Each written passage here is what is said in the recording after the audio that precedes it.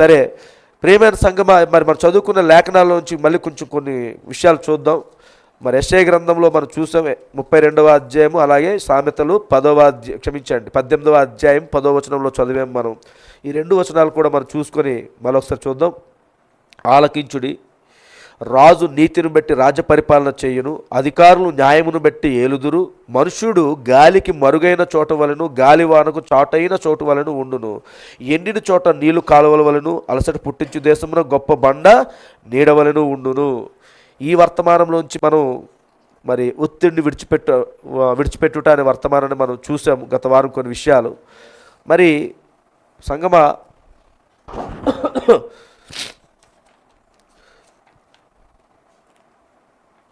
ఎన్నో పేర చదివాం మేము. మీకేమైనా ఐడియా ఉందండి?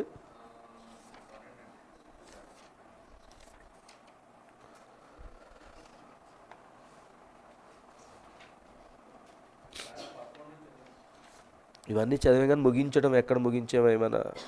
సరే 17 నుంచి ఈరోజు చూద్దాం, 17వ పారాగ్రాఫ్ నుంచి. మరి ఇందులో సామెతలు రాసినటువంటి 18వ అధ్యాయము 10వ వచనంలో అక్కడ రాయబడి ఉంది ఆ వాక్యం. చదవండి ఒకసారి. యెహోవా నామము బలమైన దుర్గము. చూడండి, నీతిమంతుడైతే అందులోనికి పరిగెడతాడు. ఎందులోనికి అంటే బలమైన దుర్గంలోనికి. ఆ బలమైన దుర్గం ఏమిటి అంటే యెహోవా నామము. అర్థమవుతుంది కదండి? యెహోవా నామమే బలమైన దుర్గము. ఆ బలమైన దుర్గంలోనికి నీతిమంతుడు పరిగెత్తుకుని దాక్కుంటాడు అక్కడ. ఇది గత వారం కొన్ని విషయాలు ఇందులోంచి మీకు చెప్పాను. ఏమిటి ఇది? ఆత్మీయంగా యెహోవా నామం బలమైన దుర్గము, ఆత్మీయంగా అక్కడ ఆయన నామం క్రింద మనం దాక్కోవాలి. భౌతికంగా ఇజ్రాయేలులకు ఒక దుర్గములను లేదా ఒక ఆశ్రయపురములను దేవుడిచ్చాడు వాళ్ళకి. ఆశ్రయపురములు. ఈ ఆశ్రయపురముల్ని గత వారం మనం చూసాము. ఈ ఆశ్రయపురములు దేవుడు యెహోషువ చేత నిర్మించాడు. మోషేకు చెప్పాడు దేవుడు మొట్టమొదటిగా ఆశ్రయపురములను నిర్మించాలి. పురములు ఉన్నాయి, ఆశ్రయపురములు ఉన్నాయి. పురములు 42, ఆశ్రయపురములేమో 6, మొత్తం 48. ఈ పురములలో లేవీయులు నివసిస్తారు. ఆశ్రయపురములలో ఎవరు నివసిస్తారు, ఎవరు అనేది గత వారం మీకు చెప్పాను. ఇజ్రాయేల్ ప్రజల్లోని ఎవరైనా ఒక వ్యక్తి పొరపాటున తప్పు చేస్తే, పొరపాటున కావాలని ముందుగానే ప్లాన్ చేసుకుని తప్పు చేయడం కాదు, పొరపాటున అనుకోకుండా తప్పు చేసినట్లయితే, గత వారం చెప్పాను కదా, అనుకోకుండా ఒక వ్యక్తి మరణానికి ఇతను కారణమయ్యాడు, అనుకోకుండా చంపేశాడు, హత్య చేశాడు. అయితే ఇప్పుడు హత్య చేయబడినటువంటి ఆ వ్యక్తి ఎవరైతే చనిపోయారో ఆ వ్యక్తి యొక్క చుట్టాలు బంధువులు ఏం చేస్తారు అంటే, అప్పుడున్నటువంటి ధర్మశాస్త్రం ప్రకారంగా ఒక వ్యక్తి మరణించి హత్య చేసినట్టు ఆ వ్యక్తిని కూడా చంపేయాలి.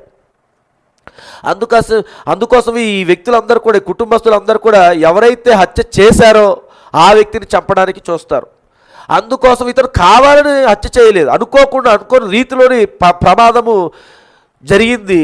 కాబట్టి ఏం చేస్తున్నారు అంటే, ఇతను ప్రాణాలు కాపాడుకోవాలి అంటే ఖచ్చితంగా అతను పరిగెట్టుకుంటూ ఈ 6 ఆశ్రయపురాలు ఎక్కడైతే ఉన్నాయో ఆ 6 ఆశ్రయపురాల్లో ఏదో ఒక దాంట్లోకి నువ్వు వెళ్ళి అక్కడ దాక్కున్నట్లయితే నిన్ను అసలు ముట్టుకోవడానికి వీల్లేదు. నువ్వు ఎంత ఘోరమైన పాపం చేసి ఉండొచ్చు, ఎంత ఎలాగున్నా సరే అని నువ్వు అనుకోకుండా చేసావు కాబట్టి నీకు రక్షణ ఎక్కడ ఉన్నది, నీ ప్రాణాలు కాపాడుకునే స్థలం ఎక్కడ ఉన్నది అంటే ఆశ్రయపురంలోనే ఉందండి. హల్లెలూయా.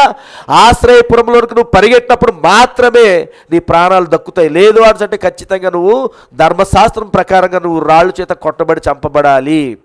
అలాగది భౌతికంగా ఇజ్రాయెల్ ప్రజలకు పెట్టినటువంటి చట్టం అది. అయితే ప్రియమైన సంగమా, మరి ఈ ఆశ్రయపురాల గురించి గత వారము ఏదో ఒక అధ్యాయం గురించి నేను చెప్పాను. ఏ అధ్యాయం? సంఖ్యాకాండం గురించి చెప్పుంటాను. ఎన్నోది సంఖ్యాకాండం? ఎంతమంది చదివారు? ఇంటికి వెళ్ళిన తర్వాత మీరు అదంతా నేను చదవడం మన సమయం సరిపోదు అన్నారు కాబట్టి ఎంతమంది చదివారు? దయచేసి చేయొద్దండి. ఎంతమంది ఈ సంఖ్యాకాండం 35వ అధ్యాయం చదివారు?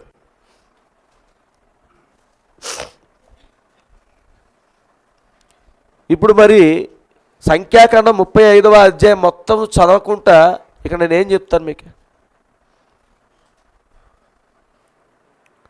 చూడండి. మరి ఇప్పుడు మీరు ఏం చేస్తున్నారు అని అంటే, ఆదివారం వచ్చేసరికి ఆదివారం సంఘంలో పుల్పీడి దగ్గర నుంచి సేవకుని ద్వారా ఏదైతే చెప్పబడుతుందో అది వినేసి అంతే, అంతే, మిగతాది అవసరం లేదు. మరి ఏంటి అంత బిజీగా ఉంటున్నా నాకు అర్థం కావట్లేదు. ఆదివారం అయ్యేసరికి అయ్యో సంఘానికి ఏ వాక్యం చెప్తే బాగుంటుంది, ఈ ఆదివారం నుంచి మొదలెడతానండి. ఏది నెక్స్ట్ వీక్ ఆదివారం కోసం నేను ఏ వాక్యం తీసుకొని చెప్పాలి, ఏ ప్రేరేపణ రావాలి అనేది నేను ఈరోజు సాయంత్రము ఆశీస్రాలు గారు మెసేజ్ అయిపోద్ది, లైవ్ అయిపోయిన వెంటనే పోరాడుతుంటాను అప్పటి నుంచి వచ్చే వారం కోసం. మీరు ఇంటికి వెళ్ళి ఇది చేయండి అంటే ఆ అధ్యాయం మొత్తం అంతా కూడా మనం చదువుకుంటూ కొంచెం సమయం మరి ఆదా చేయడం కోసం మిగతాదంతా కూడా మీరు ఇంటికి వెళ్ళి చదవండి అన్నాను. మరి ఏం చదువుతున్నారు? ఎందుకు మీరు ఈ నోట్బుక్లో అట్లో రాయడం వేస్ట్ కదా, అవి రాసుకొని ఇంటి దగ్గర దాచుకోవడానిక?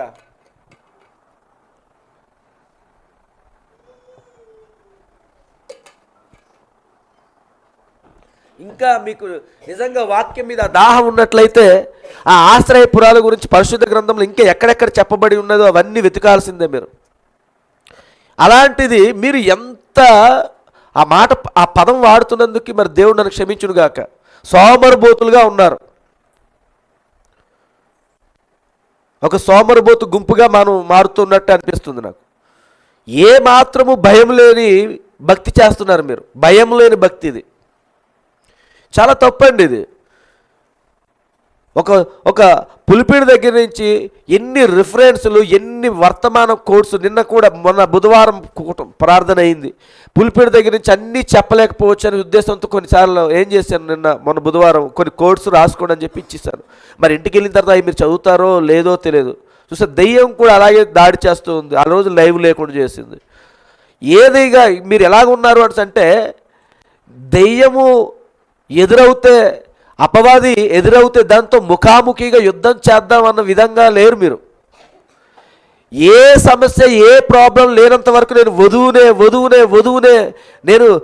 నేను క్రైస్తవునే, నేను విశ్వాసినే అనుకుంటూ వెళ్తున్నారు. ఏదైనా సమస్య వచ్చినప్పుడు అప్పుడు అయ్యో టస్ మన ములం చెట్టు ఎక్కినోడు ఎలా ఉంటాడు, ఆడికి కాన్ఫిడెంట్ ఉండదు. అర్థమవుతుందండి? ములం చెట్టు ఎక్కినవాడికి ఆ కొమ్మ ఉత్తిరికి ఎరిగిపోద్ది.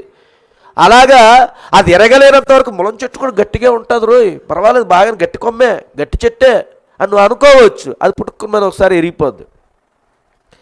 అలాగే నీవు కూడా నీకు ఒక సమస్య ఎదురవలేనంత వరకు కూడా నేను విశ్వాసినే, నేను క్రైస్తవునే, నేను వర్తమానంలో ఉన్నానే అని నువ్వు అనుకోవచ్చు. కానీ ఒక సమస్య వచ్చి నీ ముందుకు నిలబడినప్పుడు దాన్ని ఎదుర్కోవడానికి నీకు ఇప్పుడు కావాలి శక్తి.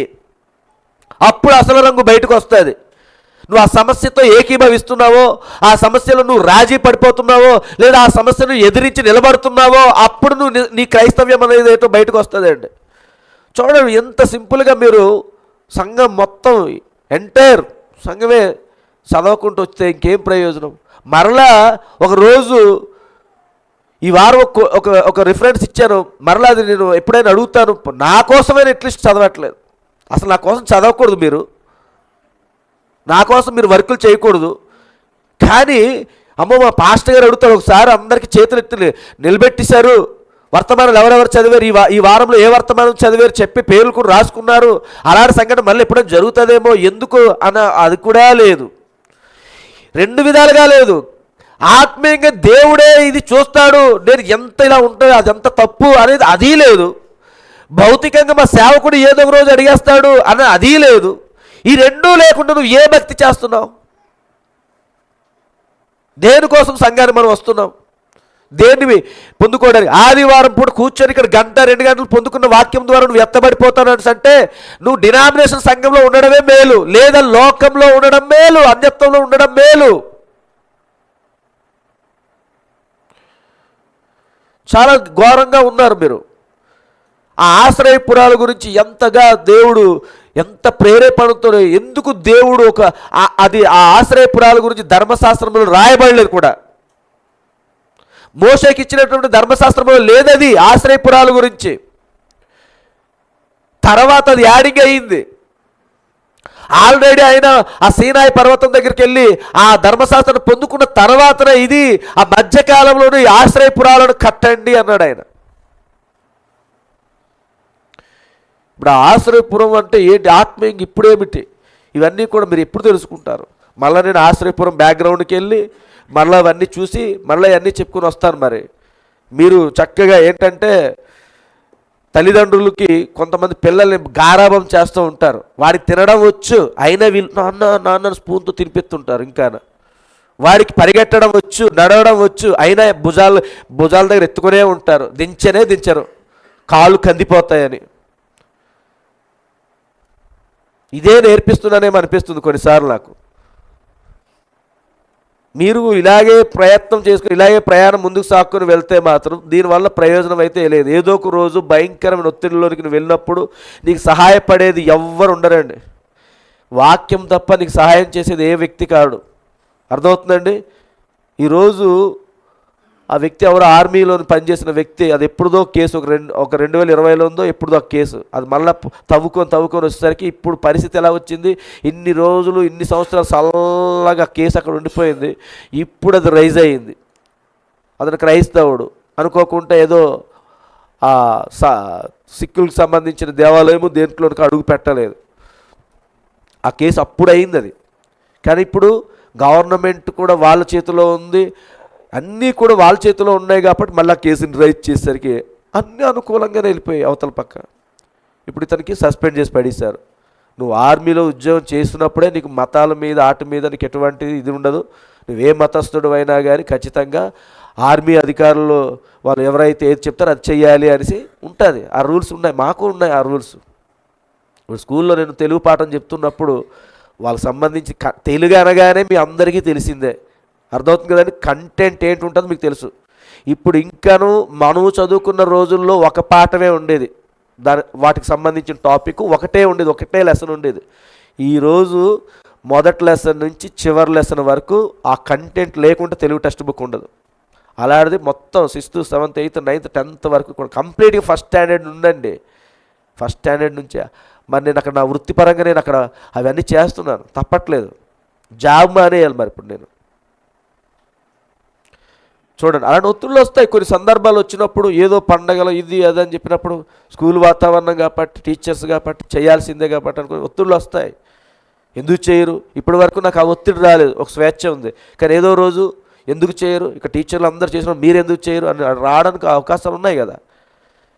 చూసాడు, మత స్వాతంత్రము ఉన్న దేశమే అని మీరు అనుకుంటున్నారు కానీ అది ఎప్పుడో పోయింది, అది లేదు.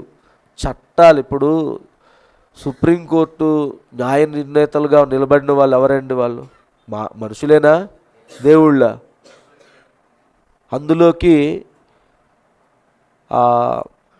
అభిమానం ఉంటుంది కదా, మతాభిమానాలు ఉంటాయి కదా. అలా ఉన్న మనుషులు ఒకవేళ ఉన్నతమైన స్థానాల్లో ఉంటే ఏం చేస్తారు?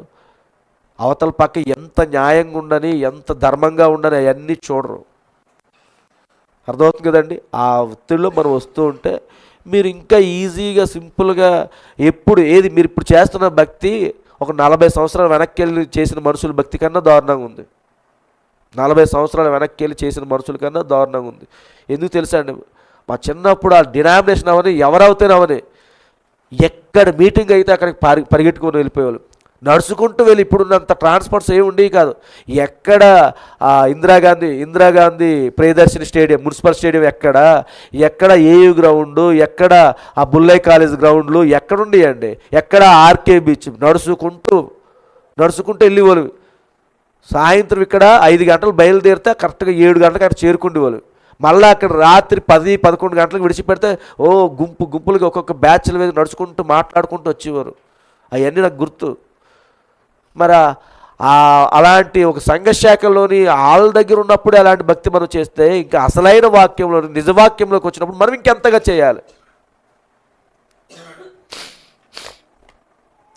ఒత్తిళ్ళు ప్రపంచంలో ఉన్నాము. ఆ ఒత్తిడి ఈరోజు నీకు ఏదో రూపంలో వస్తుంది. ఉద్యోగ రూపంలో వస్తుంది, భర్తల రూపంలో వస్తుంది, భార్యల రూపంలో వస్తుంది, కొంతమంది పిల్లల రూపంలో వస్తుంది, కొంతమంది తల్లిదండ్రుల రూపంలో వస్తుంది, నీ ఇరుగు పొరుగుల రూపంలో వస్తుంది. నువ్వు కొన్నిసార్లు ఆరోగ్యపరమైనటువంటి సమస్యల ద్వారా వచ్చే ఒత్తిళ్ళు ఉన్నాయి. అర్థమవుతుంది కదండి. కొన్ని ఇరుకులు ఇబ్బందులు ద్వారా వచ్చే ఒత్తిళ్ళు ఉన్నాయి. ఇవన్నీ ఒత్తిళ్ళ మధ్యలో ఉన్నటువంటి ప్రపంచంలో మనం సతమతం అవుతున్నప్పుడు ఖచ్చితంగా ఈ ఒత్తిడి ప్రపంచం నుంచి మనం బయటికి లాగేది వాక్యమే. దాన్ని అశ్రద్ధ చేయొద్దు దయచేసి, సింపుల్గా తీసుకోవద్దు. నీవు ఏదైనా ఒక క్లిష్టమైన పరిస్థితిలో ఉన్నప్పుడు, నీ ప్రాణాలు కోల్పోయే స్థితిలోకి నువ్వు వచ్చినప్పుడు ఒక్కసారి బైబిల్ లేఖనం తీసి చూడు, దాని విలువేటి నీకు అప్పుడు తెలుస్తుంది. ఆ గడియ రాకమునుపే ప్రసంగి గ్రంథము 12వ అధ్యాయంలో చెప్తున్నాడు కదా ఆయన, అలాంటి దుర్దినములు నీ ముందుకు రాకమునుపే నువ్వు మేలుకొనుకో అంటున్నాడు ఆయన. అలాంటి భయంకరమైన దినములు రాకమునుపు, అలాంటి ఒత్తిళ్ళు నీ ముందు రాకమునుపే నువ్వు రెడీగా ఉండాలి. ఈ 17వ పారాగ్రాఫ్లోని ప్రవక్త ఒక సంభాషణ చేస్తున్నాడు. ఏమిటి ఆ సంభాషణ అంటే, హాస్పిటల్ ఆ టైంలో ప్రవక్త బ్రహ్నం గారి కాలంలో ఏం జరిగింది అంటే, వాళ్ళు ఉన్నటువంటి బ్రహ్నం గారు పాస్టర్ గారు ఎవరైతే ఉన్నారో అతను ఒక హాస్పిటల్ ఒక సహోదరి అడ్మిట్ అయింది. ఆమెకు బాగోలేనప్పుడు ఆమె కోసం ప్రార్థించడానికి అనేసి ఆ పాస్టర్ గారికి రమ్మని చెప్తే, పాస్టర్ గారు అందుబాటులో లేనందుకు బ్రహ్నం గారిని పంపించారు. మీకు అర్థమవుతుంది కదండి. బ్రహ్నం గారు ఇప్పుడు ఆ హాస్పిటల్కి వచ్చారు. ఒత్తిడి గురించి మాట్లాడుతున్నాడు. ఒత్తిడిలో ఉన్నప్పుడు, ఆ యొక్క ప్రెజర్లో ఉన్నప్పుడు మనుషులు ఎలా వ్యవహరిస్తున్నారు, మనుషులు ఎలా ప్రవర్తిస్తారు అనేది ప్రవక్త చెప్తున్నాడు. దానికి ఎగ్జాంపుల్ తీసుకున్నాడు. ఇప్పుడు ఇతను వెళ్ళి ఆ హాస్పిటల్ దగ్గరికి వెళ్ళి రిసెప్షన్ దగ్గరికి వెళ్ళాడు. ఇతనికి ఆల్రెడీ ఆ పేషెంట్ ఎక్కడ ఏ గదిలో ఉందో, ఏ ఫ్లోర్లో ఉందో దాని చీటీ అంతా కూడా ఇతని దగ్గర ఉంది. అది పట్టుకుని కరెక్ట్గా రిసెప్షన్ దగ్గరికి వెళ్ళి, అమ్మ సహోదరి ఇదిగో పలానా సహోదరి ఎక్కడుంది అని అడిగితే, వాళ్ళకున్న వర్క్ ప్రెజర్ని బట్టి, ఆ ఒత్తిడిని బట్టి ఈ బ్రహ్నం గారిని ఏమో ఎక్కడుందో మాకు తెలియదు అనిసింది. ఏమో ఎక్కడున్నదో ఆ అమ్మాయి నాకు తెలియదు అనిసింది. ఎవరు ఈవిడ? రిసెప్షనిస్ట్ అనగానే ఖచ్చితంగా అందరికీ అడ్రస్లు చెప్పాలి, ఏ గదిలో ఎవరున్నారో ఏదన్నట్టు తెలియచేయాలి. కానీ ఈ అమ్మాయికి ఉన్నటువంటి ఒత్తిడిని బట్టి ఏమో ఎక్కడుందో తెలియదు అన్నాడు. వెంటనే సరేనమ్మా వందనాలు అని చెప్పేసి బ్రహ్నం గారు పక్కకి వెళ్ళారు. ఈలోపు ఎవరో వరండా దగ్గర నడుచుకుంటూ వస్తుంటే వాళ్ళకి అడిగాడు, ఎవరో నర్స్ ఎవరో అయి ఉండొచ్చు, అమ్మ ఈ అడ్రస్, ఈ గది ఎక్కడుంది, ఈ పేషెంట్ ఎక్కడున్నా మీకు ఏమనంటే, ఆవిడ కూడా ఒక ఒత్తిడిలో, ఆవిడ వర్క్ ప్రెజర్లోనే ఉండి ఆవిడ కూడా ఏమో నాకు తెలియదు అనిసింది. సరే అని చెప్పేసి ఇంకొకరిని అడిగాడు ఆయన. ఈ పేరంతా మరి నేను చదువుకుంటూ వెళ్తే టైం అయిపోతుందని చెప్పి నేను ఇలా చెప్తున్నాను. ఇంకొకరిని అడిగినట్టయితే ఆ టెన్షన్లో ఉండి అతను కూడా ఏం చేశాడంటే, మేబీ పైన ఉండొచ్చేమో వెళ్ళి చూడండి అన్నారు. ఇప్పుడు బ్రహ్నం గారు మెట్లెక్కి పైకి వెళ్ళాడు. పైకి వెళ్ళిన తర్వాత అక్కడ ఉన్నటువంటి వ్యక్తి చూసిన వెంటనే, అమ్మ ఇంకా ఏదో రకంగా కాకాపడితే బాగుంటుందని చెప్పి బ్రహ్నం గారు కూడా ముందుగానే ప్రైజ్ దిలాడు సహోదరి, లేదా ప్రైజ్ దిలాడు వందనాలమ్మ బాగున్నారా అన్నారంట. కింద నుంచి పైకి ఇలా చూసిందంట ఆవిడ. ఇక్కడ ఉంటుంది ఇదంతా, కింద నుంచి పైకి ఇలా చూసిందంట. అమ్మో ఏదో తేడా చూస్తుంది ఇవిడ అని చెప్పేసి బలవంతంగా మళ్ళీ అప్పటికే ఆ చీటీ చూపించి అడిగితే, ఏమోనండి నాకు ఎక్కడుందో నాకు తెలియదండి, ఏమో కింద నుండి వచ్చేమో అన్నాడు. ఇలా కిందకి పైకి తిరుగుతూనే ఉన్నాడు. పాపం ఆమె అమ్మాయి ఎక్కడుందో, ఆ రూమ్ ఎక్కడుందో తెలియలేదు బ్రహ్నం గారు. చివరికి ఈ బాధ తట్టుకోలేక ఏం చేయాలని చెప్పి మళ్ళీ మొదటి వ్యక్తి దగ్గరికి వెళ్ళాడు ఆయన. అమ్మ అని చెప్పి, ఇదిగో నా పరిస్థితి ఇది, నేను ఇప్పటికి 3-4 సార్లు తిరిగాను, ఏం చేయాలి అని చెప్తే, అప్పుడు కొంచెం ఆ అమ్మాయి నిదానంగా ఆలోచించి, అయ్యో ఇదా, ఈ పక్కనే కొద్ది ముందుకి ఇలా లెఫ్ట్ తిరిగితే ఉంటారండి అన్నారు. అలా వెళ్ళిన తర్వాత అప్పుడు అక్కడ కనిపించింది అనమాట. అసలు ఎందుకు ఇదంతా చెప్తున్నాడు ప్రవక్త, ఇందులోంచి నువ్వు నేను ఏం తెలుసుకోవాలి? చూసారా, వాళ్ళందరూ ఏంటి అని అంటే, ఇతనికి ఒక ఒత్తిడి ఉంది, అలాగే అక్కడ పనిచేస్తున్న ప్రతి ఒక్కరికి ఒక ఒత్తిడిలో ఉన్నారు. తీవ్రమైన ఒత్తిడి గుండా ప్రయాణం చేస్తున్నారు. ఆ ఒత్తిళ్ళ మధ్యలో ఏం చేస్తున్నారు, ఏం మాట్లాడుతున్నారు, ఏం వివేచిస్తున్నారు, ఏం ఆలోచిస్తున్నారు వాళ్ళకి తెలియట్లేదు. గత వారమే చెప్పాను, నువ్వు ఒక అధికమైన ఒత్తిడికి గురైనప్పుడు నీ ఆలోచన విధానము సరిగ్గా పనిచేయదు అన్నాడు ప్రవక్త. అప్పుడు నువ్వు రాంగ్ డెసిషన్ తీసుకోవడానికి వెళ్ళిపోవచ్చు. ఆ ఒత్తిడి నుంచి బయటపడడానికి ఏదో ఒక నిర్ణయం తీసుకుంటుంటావు. కొంతమంది ఆ సమస్యలు, ఇంటికాడ ప్రెజర్స్, ఆఫీసులో ప్రెజర్స్ ఇవన్నీ తట్టుకోలేకుంటే కొంతమంది ఏం చేస్తారంటే, కొంతసేపు అయినా కొంత ఉపశమనంగా ఉంటుంది, కొంత రిలాక్స్డ్గా ఉండొచ్చు అని చెప్పి అలాగ మద్యం షాపుల్లోకి బార్ షాపులు, బీర్ షాప్ దగ్గర కూర్చొని ఆ ఫ్రెండ్స్తో కొంచెం మాట్లాడుతూ ఆ మందు కొడుతుంటే అది కొద్దిగా రిలాక్స్డ్గా ఉంటుందని ఫీల్ అవుతుంటారు కొంతమంది. ప్రవక్త అన్నారు అది ఏమిటంటే ఒత్తిడి నుంచి తప్పించుకోవడానికి. అలాగే కొంతమంది ఈ తీవ్రమైన ఒత్తిడి నుంచి కుటుంబము అందరు కూడా ఒత్తిళ్ళను గురైపోయి పిల్లలకి ఒత్తిళ్ళే, పెద్దవాళ్ళకి ఒత్తిళ్ళే, యవనస్తులకి ఒత్తిళ్ళే, అందరు ఒత్తిళ్ళ మధ్య ఉంటున్నారు. ఇంత ఒత్తిడి ప్రపంచం నుంచి ఇలాగే ముందుకు వెళ్ళినట్టయితే ఏదో వ్యాధులు వచ్చి చనిపోతాము అని చెప్పి కొన్నిసార్లు ఆ ఫ్యామిలీ కూడా ఏం చేస్తారు, చిన్న టూర్ వేసుకుంటారు. ఏదో పిక్నిక్ అని చెప్పో అలా సంతోషంగా అరుక్కసి వెళ్ళడము, లేదా ఆర్కే బీచ్ వైపు వెళ్ళడము, లేదా రుషికొండకి వెళ్ళడము, ఏదో మొత్తానికి కొంచెం రిలాక్స్డ్గా ఉండాలని చెప్పేసి ఈ జూకి వెళ్ళడం, ఇలాంటివి ఏదో చేస్తుంటారు. ఇవి వెళ్తారు. ఎన్ని రోజులు వెళ్ళి ఉంటారు అక్కడ? మహా అయితే ఒక రోజే కదా, ఒక రోజు వెళ్తారు. ఆ రోజు వెళ్ళి సాయంత్రం మళ్ళీ రిటర్న్ అయిపోతారు. అంటే ఆ వెళ్ళి గడిపినటువంటి ఆ కొద్ది క్షణాలు వాళ్ళు ఏమవుతున్నారు అంటే వారి సమస్య మర్చిపోయి, వారి సమస్యలు, ఇరుకులు, ఇబ్బందులు ఏవైతే ఉన్నాయో ఆ ఒత్తిళ్ళు అన్నీ విడిచిపెట్టి కొంచెం సంతోషంగా బ్రతుకుతూ ఉంటారండి. ఈ ఒత్తిళ్ళ నుంచి బయటపడడానికి వాళ్ళు ఇలాంటి ప్రయత్నాలు చేస్తున్నారు, కానీ అవి శాశ్వతమైనటువంటి పరిష్కారాలు ఇవ్వట్లేదు. మళ్ళీ సాయంత్రం వస్తున్నారు, మళ్ళీ అది వచ్చి ఆ వంట పెంట చేసుకుని తింటున్నారు, లేకపోతే ఏదో చేసుకుంటే తెల్లారులు వేసేసరికి ఎవరు ఉరుకులు, ఎవరు పరుగులు వాళ్ళవే.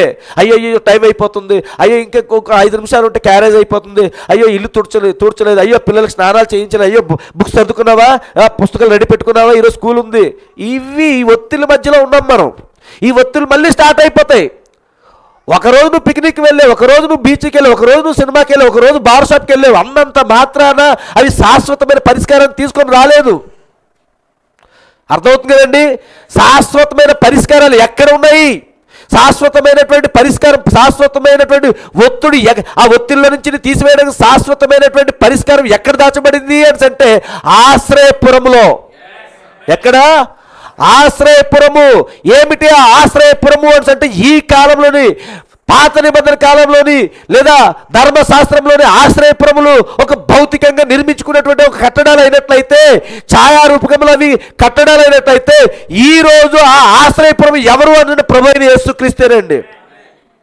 ప్రభు అయిన యేసుక్రీస్తునందే ఆశ్రయపురము. అక్కడికి వెళ్ళినప్పుడు మాత్రమే నీకు ప్రశాంతంగా ఉంటావు, అక్కడికి వెళ్ళినప్పుడు మాత్రమే నువ్వు చాలా ఆనందిస్తుంటావు. అప్పుడు నీ మీద ఎన్ని ఒత్తిళ్ళు ఉండని, ఎన్ని ప్రెజర్స్ ఉండని, ఏమి ఉన్నా కానీ ఆ బాధ్యత ఎవరు తీసుకుంటారు? యేసుక్రీస్తు అండి. హల్లెలూయా. ప్రభువే ఆ బాధ్యత తీసుకుంటాడు. నీకు భయంకరమైన వ్యాధితో నువ్వు ఉండొచ్చు, డాక్టర్లు సైతము చేతులు ఎత్తేసి ఉండొచ్చు, అమ్మా ఇంకా నువ్వు మళ్ళీ కొద్ది నెలలు మాత్రమే ఉంటావు, నువ్వు ఇంకా ఈ ఎన్ని మెడిసిన్స్ వాడినా లేదా ఎన్ని ఆపరేషన్లు చేసినా, ఏది చేసినా కానీ నువ్వు బ్రతకడానికి అవకాశాలు అయితే లేవు, హోప్స్ లేవు ఇప్పుడు మనకి. కానీ ప్రియమైన సంగమా, ప్రవక్త వర్తమానంలోని ఎలాంటిదైనా ఏదైనా కానీ అదంతా నువ్వు పక్కన పెట్టి ఒక్కసారి ఆశ్రయపురమైన క్రీస్తు దగ్గరకు నువ్వు రా అన్నాడు ఆయన. ఆశ్రయపురమైన క్రీస్తు దగ్గరకు నువ్వు వచ్చి చూడు అంటున్నాడు ఆయన. నతానీయేలు చెప్పినట్టుగా, ఫిలిప్పుతో నతానీయేలు చెప్పినట్టు ఒక్కసారి నాతో మాట్లాడిన వాడి గురించి ఒక్కసారి నాతో వచ్చి చూసిరా అని అన్నాడు. అలా ఈరోజు అదే చేయాలి. ఆ ఆశ్రయపురం ఈరోజు చాలామంది వెతకట్లేదు. అక్కడికి వచ్చినప్పుడే ఇవన్నీ తాత్కాలికమైనటువంటి ఆశ్రయపురములు. ఇంటి దగ్గర ఉన్నటువంటి ఒత్తిళ్ళను బట్టి ఈరోజు ఎఫ్ఐఆర్స్ నడుస్తున్నాయి. తెలుసండి ఆ విషయం మీకు? ఇంటి దగ్గర జరుగుతున్న ఒత్తిళ్ళు, ఆఫీసులో జరుగుతున్న ఒత్తిళ్లను బట్టి ఇప్పుడు ఉన్నటువంటి అక్రమ సంబంధాలు, భార్యాభర్తల మధ్య గొడవలు, పిల్లల మధ్య గొడవలు, ఇవన్నిటికీ కారణం ఏమిటి అంటే ఒత్తిళ్ళు, ప్రెజర్స్.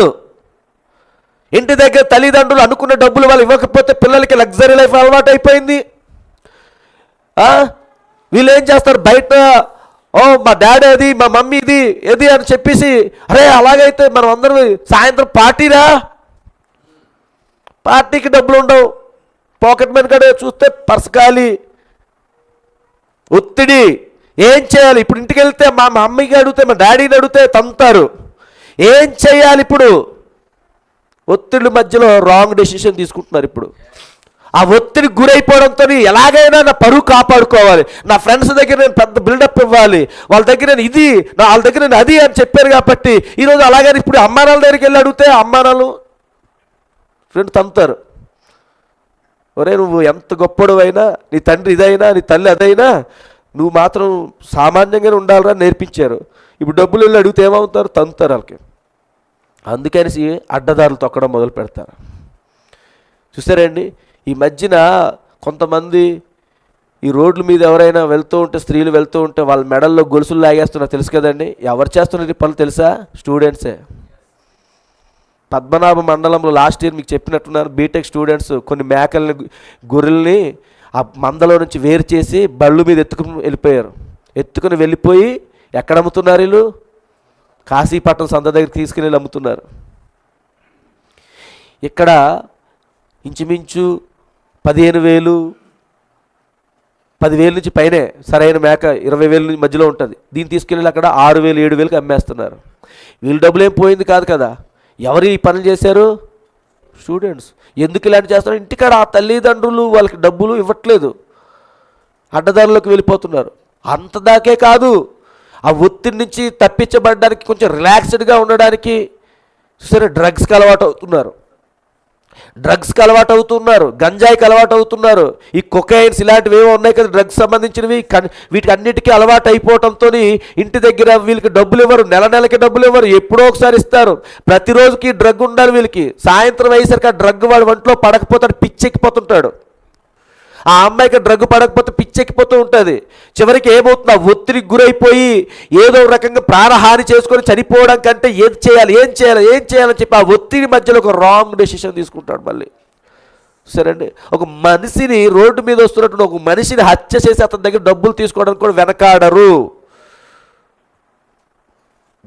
మరి వీటి యొక్క వెనకాల అసలు ఏం దాగి ఉన్నది అంటే ఒక స్పిరిట్ దాగి ఉంది, ఒక ఆత్మ దాగి ఉంది.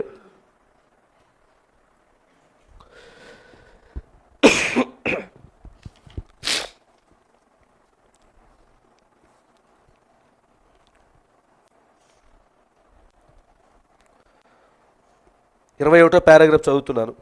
అంటే ఇవన్నీ కూడా ఆ హాస్పిటల్కి సంబంధించిన సంభాషణ జరుగుతుంది. ఇక్కడ 21 నుంచి చూడండి. అక్కడ ప్రతి వారును డిస్ప్లేలో పెట్టాను. ప్రతి వారును ఇది ఒక నరముల ఉద్రిక్తను కలిగించి యుగమవుచున్నది. ప్రతి వారు ఏదో ఉద్రిక్తతో నిండి ఉన్నారు, ఏదో దాంతో నిండిపోయి ఉన్నారు. సమయము చాలుటలేదు, సమయము సరిపోవట్లేదు, టార్గెట్లు ఇచ్చేస్తుంటారు. ఆ టైంలో ఇది చేసేయాలి, ఈ టైంలో ఇది చేసేయాలి, ఆ టైంలో కల్లా చేసేయాలని అన్నప్పుడు వీళ్ళకి టైం సరిపోవట్లేదు. తెల్లారి కల్లా ఇదంతా రెడీ చేసి ఆ యొక్క ప్రాజెక్ట్ అంతా రెడీ చేసి ఇచ్చేయాలి, సమయం సరిపోదు. ఆ ఫైల్ రెడీ చేసేయాలి, సమయం సరిపోదు. ఇలాంటివన్నీ రావటం వల్ల మనకి తెలియకుండానే ఈ యొక్క ఒత్తిడి అనేది స్టార్ట్ అవుతూ ఉందన్నమాట. చివరకు దాని వలన కొన్ని విషయములను పగలగొట్టు స్థితికి వచ్చుచున్నాం. దాని వలన ప్రజలకు కఠినమగు అనుభూతులు కలిగి వస్తువులను విసిరివేయుట, అనరాని మాటలు అనుట జరుగుచున్నవి. ఈ ఒత్తిళ్ళ మధ్యలో ఏం చేస్తున్నారు? చేతికడ ఏదైనా వస్తువు తప్పని విసిరేసి పడేస్తున్నారు. ఫోన్లు ఉంటే ఫోన్లు కూడా కొంటాడు, 50,000 ఫోను. ఒత్తిడి తట్టుకోలేక 5 నిమిషాలు టప్పుని నేలకేసి కూడేస్తున్నారు అంతే. ఫుట్బాల్ ఆడినట్టు ఆడుతుంటారు కింద గిన్నెల్ని. ఆ రూమ్లో ఉంటుందో ఏదో చూడదు, అన్ని పడేస్తుంటారు. ఆ కబోర్డ్లో వస్తువులన్నీ పడేస్తుంటారు, ఆ కిచెన్ రూమ్లో ఉన్నటువంటి వస్తువులన్నీ పడేస్తుంటారు. ఇవన్నీ దేంటి అంటే ఇదే ఒత్తిడికి గురవటం.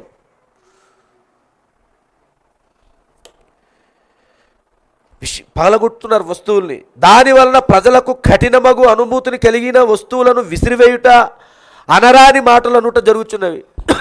కొంతమంది కంట్రోల్ తప్పి ఏం చేస్తున్నారు? అనరాని మాటలు, ఏదో ఒక మాటలు ఇసిరేస్తుంటారు. భర్తకు కూడా రెస్పెక్ట్ ఇవ్వరు. ఆ ఒత్తిడి గురైనప్పుడు తన భర్తే అన్న ఆలోచన కూడా, ఆ విచక్షణ కూడా కోల్పోతారు. భార్య కదా అని చెప్పి భార్యకి ఎలాంటి మాట్లాడాలి ఏమనుకుంటున్నావు, విచక్షణ కోల్పోయి నోటికి ఏ మాట వస్తే ఆ మాట వాడేస్తాం. ఇవన్నీ సొసైటీలో ఇప్పుడు మనం చూస్తున్నవే. ఇప్పుడు దాని వలన ప్రతి వారు దోషులే. నేను దోషిని, నీవు దోషిని. మనము చేయరాని క్రియలా ఒత్తిడి కింద చేయుచున్నాము, లేనిచో మనము ఆ పనులు చేయము. కాబట్టి ఒక అతి ఉద్రిక్తత, ఒత్తిడి మనలో పేరుకుపోయి ఉన్నది. ఇంకా ముందుకు వెళ్ళకముందే నేను ఇది చెప్పవలను. ఏంటిది? శత్రువు వచ్చి ఒత్తిడిని కలగజేయుచున్నదని నేను తలంచుచున్నాను. ఈ ఒత్తిడిని ఎవరు తీసుకొస్తున్నారు ఇప్పుడు? శత్రువు. ఎవరండి? శత్రువు తీసుకొని వస్తుంది. శత్రువు వచ్చి ఒత్తిడిని కలగజేయుచున్నదని నేను తలంచుచున్నాను. అది ఒక అపవాదని నేను నమ్ముచున్నాను. దీనిని బట్టి ప్రియమైన సంగమా, ఈరోజు నువ్వు కలిగి ఉన్న ఒత్తిళ్ళు ఇది ఎవరి ద్వారా వస్తున్నాయి అనేది గ్రహించు. ఎక్కడి నుంచి వస్తున్నాయి? దీన్ని ఎవరు తీసుకొస్తున్నారు? నీ కుటుంబం ఈరోజు చిన్నాభిన్నం అయిపోవడం కారణం ఏమిటి? నీ కుటుంబంలో ఇలాంటి ఒత్తిళ్లు రావడానికి కారణం ఏమిటి? ఇదిగో ఇదే శత్రువు వచ్చి ఒత్తిడిని కలగజేయుచున్నదని నేను తలంచుచున్నాను. అది ఒక అపవాదని నేను నమ్ముచున్నాను. ప్రవక్త అంటున్నాడు, ప్రభు యొక్క రాకడ సమీపంగా ఉన్నదని మనకు తెలియను. హల్లెలూయా. ఎటువంటి సమయంలో ఉన్నాం మనం ఇప్పుడు? ఈ ఒత్తిడి ప్రపంచం మధ్యలో ఉండి ఒత్తిళ్ళ మధ్యలో ఉండిపోవడం కాదండి. ఇప్పుడు అసలైనది ఏమిటి? ప్రభు యొక్క రాకడ సమయము. మరియు చివరి దినములలో అపవాది గర్జించు సింహం వలె తిరుగులాడునని బైబిల్ చెప్పాను. ఈ చివరి దినాల్లో అపవాది ఎలా ఉంది? గర్జించే సింహం వలె ఎవరిని మృంగెందునా, ఎవరిని పట్టుకుందునా, ఎవరికి ఎటువంటి వ్యాధిన తెచ్చుదునా, ఎటువంటి ఒత్తిడి గురిచెందునా అనేది ఎదురు చూస్తూ ఉంది. నువ్వు ఒకసారి ధైర్యం చేసి నా కుటుంబం దేవుడి దయవల్ల హ్యాపీగా ఉన్నామని చెప్పు. ఇంటికి వెళ్ళిన వెంట ఈ గుమ్మం దాటి ఇంటికి వెళ్ళినంటే ఏ కారణం ఉండదు. నీకు నీ భార్య మధ్య ఏదో చిన్న విషయం పెట్టే అది ఎంతవరకు వచ్చేస్తుంది? జుట్టు పట్టుకొని పీక్కొని తన్నుకున్నంత వరకు వచ్చేస్తుంది. అంతగా ఉంది దయ్యం ఇప్పుడు. ఈ గుమ్మం నువ్వు చెప్పు, పోన్లే ఈరోజు దేవుని మహాకృపను పెట్టి ఆ కుటుంబంలో నేను హ్యాపీగా ఉన్నాను, ఇటువంటి చిక్కుల్లో పడలేదు, హ్యాపీగా ఉన్నాను అను. గుమ్మం దాటి నువ్వు ఇంటికి వెళ్ళు, ఏదో జరిగిపోద్ది.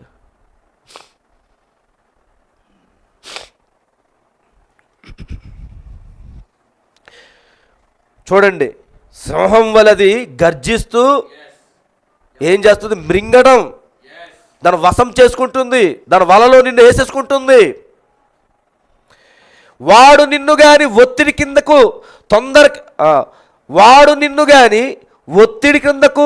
తొందర క్రిందకు దేని కొరకో పరిగెత్తుటకు తీసుకుని వచ్చినచ్చో నీవు చేయని తీర్మానాలు చేయదువు. అప్పుడు వచ్చేస్తావు తీర్మానాలు. ఎలాంటి తీర్మానాలు? ఆ ఒక్క నిమిషానికి తప్పించుకోవడానికి నీ నోటుకు వచ్చినన్ని వాడేస్తావు. ఇంకా ఆ ఒత్తిడి నుంచి, ఆ తీవ్రమైన ఒత్తిడి నుంచి తప్పించుకోవడానికి నువ్వు చాలా స్కెచ్లు గీయాల్సి వస్తుంది. అప్పుడు ఆడరని మాట్లాడాల్సి వస్తుంది, చెప్పలేని అబద్ధాలు చెప్పాల్సి వస్తుంది. అర్థమవుతుంది కదండి? ఏమిటి అబద్ధాలు వెనకాల?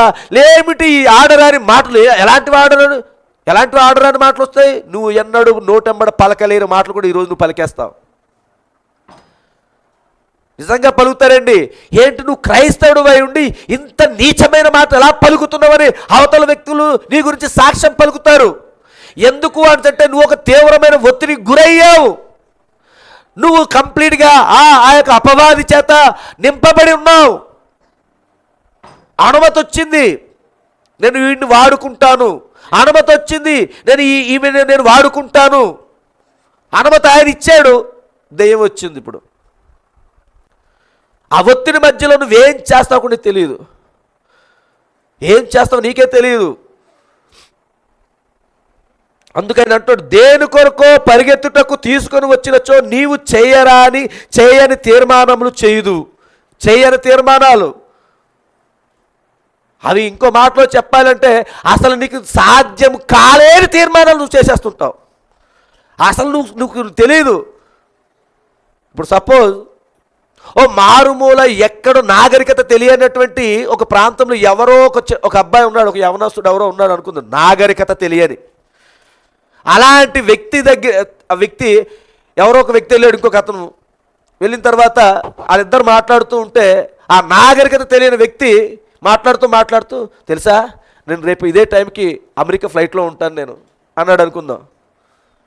అది ఎలా సాధ్యము ఏంటి? అది ఏవి ఆలోచించట్లేదు. కానీ గొప్పల కోసం ఏం చేశాడు? నేను అమెరికాకి వెళ్ళే ఫ్లైట్ ఎక్కేస్తాను తెలుసా అంటాడు. ఆడి కనీసం ఆ ఊరు నుంచి బయటికి రావడం ఎప్పుడు రాలేదాడు. ఇవే ఎలాంటివి అంట? చేయని తీర్మానాలు చేయదు. ఏం చేస్తావు? ఇంకో విషయం చెప్తాను, ఇప్పుడున్న యవనాస్తులు కూడా ఉపయోగపడాలి కాబట్టి. ఏం చేయని తీర్మానాలు అంటే ఈ ఒత్తిడి గురైపోయి, ఈ తీవ్రమైనటువంటి ఒత్తిడికి గురైపోయి వాక్యానికి వ్యతిరేకమైన మాటలకి నువ్వు లోబడిపోతావు. వాక్యానికి వ్యతిరేకమైనటువంటి మాటలకి నువ్వు లోబడిపోతావు. అప్పుడు చేయరాని తీర్మానాలు చేస్తూ ఉంటారు. ఇగో ఇక్కడ ఆయన అదే చెప్తున్నాడు. నీవు కూర్చొని అసలు ఏం చేయాలి? అసలు ఈ ఒత్తిడిలో నువ్వు ఉండి చేయరాని తీర్మానాలు చేయడానికి బదులు నువ్వేం చేయాలి? నీవు కూర్చొని ఆలోచించినచో అలాగు నిర్ణయములు తీసుకొనవు.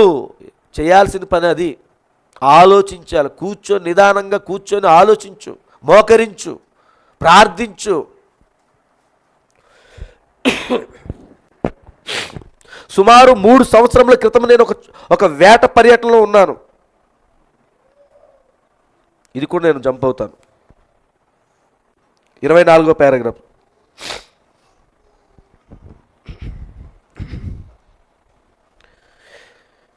నరముల ఉద్రిక్తతను కలగచేయు యుగంలో మనం జీవించుచున్నాం. మనం ఎటువంటి యుగంలో జీవిస్తున్నాం? డాక్టర్ల దగ్గరికి వెళ్ళండి.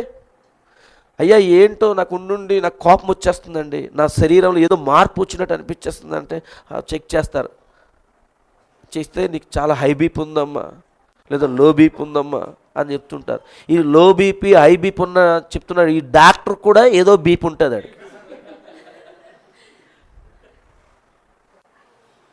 చూడండి, ట్రీట్మెంట్ చేస్తున్నటువంటి చూడండి, లోకంలో ఒక సామెత ఉంటుంది, పాములు పట్టినవాడు చివరికి ఆ పాము కాడి చచ్చిపోతాడట. మనం అది ప్రాక్టికల్గా చూస్తున్నాం చాలా దగ్గర. వీడియోలు చూడండి, వాళ్ళు చక్కగా పామును పట్టుకుని కాట్లు వేయించుకుంటుంటారు లాగా. ఒక రోజు నురగలు కట్టుకొని బయటకు వస్తుంటాడు. ఇది అలాగే ఇది కూడా చూడండి. నరముల ఉద్రిక్తతను కలగజేయు యుగములలో మనం జీవించుచున్నాము, మీకు తెలియను. దీని అంతటికి వైద్యుల దగ్గర జవాబు లేదు. వైద్యుల దగ్గర జవాబు లేదు. ఎందుకనగా వారును ఆ వ్యాధిలోనే ఉన్నారు. వారికి జవాబు లేదు. ఏమి చేయవలనో వారు ఎరగరు. ఓ వైద్యుడా, నేను నా తల పగిలిపోయే స్థితిలో ఉన్నాను, ఏమి చేయవలనో నాకు తెలియదు నేను అని నీవు చెప్పవచ్చును. డాక్టర్ దగ్గరికి వెళ్ళి తలనొప్పి వచ్చేస్తుంది, భరించలేకపోతున్నావు, నువ్వు వెళ్తావు. కానీ అక్కడ ఏం జరుగుతుందో చూడండి. అతడు అందుకు ఇలాగ పలుకును, సరే నేను అలాగే ఉన్నాను. డాక్టర్ ఏమంటున్నాడు ఇప్పుడు? నేను కూడా అదే స్థితిలో ఉన్నానయ్యా, నీవు చేయవలసినది ఏదీ లేదు. అతడు నిన్ను శాంతపరచు, నిద్రపుచ్చు మందు ఇచ్చును. అది అయిపోగానే మొదట నీకుండిన నరముల ఉధృత కంటే ఎక్కువైనది నీకు ఏర్పడును. అర్థమైందండి? అవన్నీ ఏమిటివి? తాత్కాలికమైన పరిష్కారాలు, తాత్కాలికమైనటువంటి విశ్రాంతి, తాత్కాలికమైనటువంటి నెమ్మది. పరిపూర్ణంగా శాశ్వతమైనటువంటి నెమ్మది, శాశ్వతమైనటువంటి విశ్రాంతి అనేది ఈ డాక్టర్ల చేతిలో, డాక్టర్లు ఇచ్చిన మెడిసిన్ చేతిలో లేదు.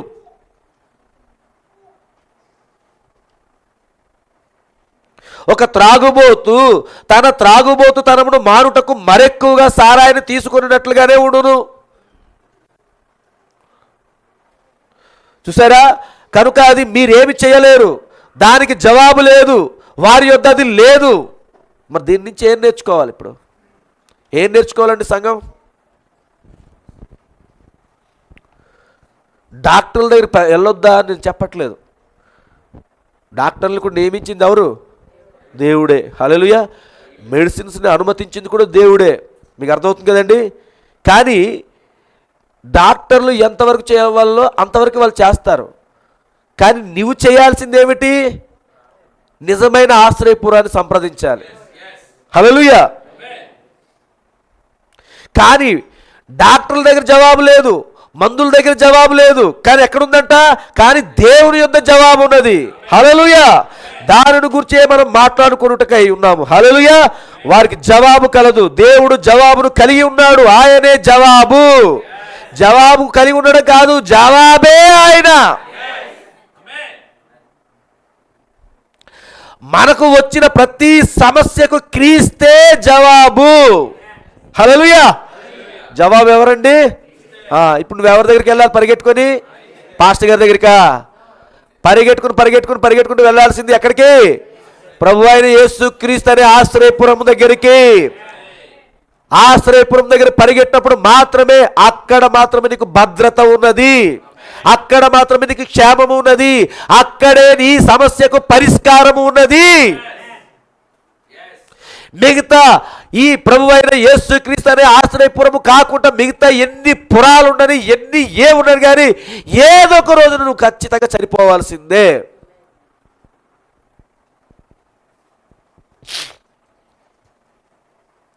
25వ పారాగ్రాఫ్ చూడండి. ఇప్పుడు మనము ఆయన గురించి మాట్లాడుకుని ఉన్నాము. ఎవరి గురించి? హల్లెలూయా. పాత నిబంధన కాలమందు ఒక వ్యక్తి ఒత్తిడితో నిండి ఉండి, ఒక వ్యక్తి ఒత్తిడితో నిండి ఉండు పరిస్థితి ఒకటి ఉండును. అది ఒక వ్యక్తి తప్పు చేసినప్పుడు ఒకడు నిరపరాధి రక్తమును చిందించిన ఎడల అతడు పరిగెత్తును. తాను తప్పుగా చంపిన వ్యక్తిని బట్టి ఆ చంపబడిన వ్యక్తి యొక్క ప్రజలు అతన్ని వెంటాడి ఏం చేస్తారు? పట్టుకొందురు. అక్కడే అతనిని వారు చంపుదురు.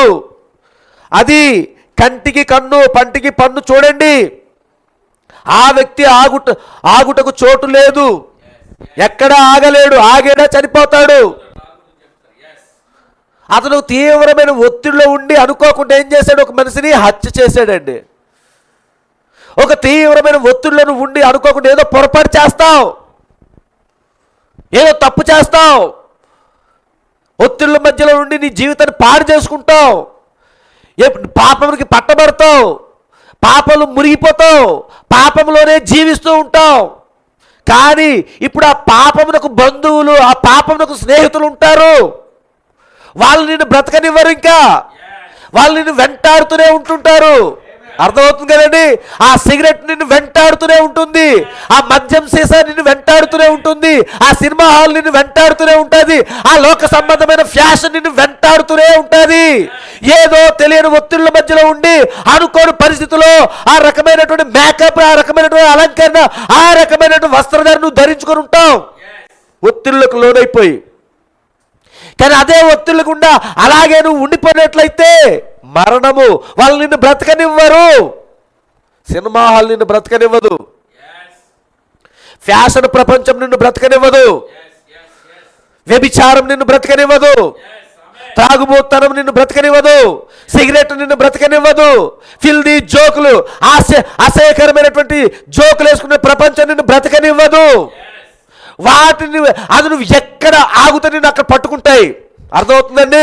నీవు నిజముగా నీ గమ్యస్థానం ఎరిగినట్లయితే, నేను ఈ సినిమా హాల్లో కూర్చుంటే నాకు విశ్రాంతి దొరకదు, ఈ బార్ షాపులో కూర్చుంటే నాకు విశ్రాంతి దొరకదు, ఈ స్నేహితుల మధ్యలో కూర్చుంటే నాకు విశ్రాంతి దొరకదు, నేను పరిగెట్టాలి, ఇక్కడ ఆగిపోతే నాకు మరణమే, ఈ సినిమా హాల్లో ఆగిపోతే నాకు మరణమే, ఈ స్నేహితుల మధ్యలో ఆగిపోతే నాకు మరణమే, ఈ బార్ షాపులో ఆగిపోతే నాకు మరణమే, ఈ లోకంలో ఆగిపోతే నాకు మరణమే, ఈ లోక సంబంధమైన ఫ్యాషన్లో ఆగిపోతే నాకు మరణమే. నేను ఆగకూడదు, నేను పరిగెట్టాలి, నేను కలువరుసల వరకు చూడాలి అని నువ్వు చూసుకొని పరిగెడుతూ ఉన్నప్పుడు ఖచ్చితంగా నీకు ఆశ్రయపురం ఎదురవుతుంది. ఆశ్రయపురము ఎదురవుతుంది. ఆశ్రయపురమునికి ఒక ద్వారం ఉంటుంది. ఆ ద్వారము ప్రభు అయిన యేసు క్రీస్తే. గొర్రెలను పోవు ద్వారము నేనే. ఇప్పుడు ఆ ద్వారం దగ్గర నువ్వు పరిగెట్టాలండి. అక్కడే నీకు శాశ్వతమైనటువంటి పరిష్కారం దొరుకుతుంది. జవాబు అక్కడే ఉంది.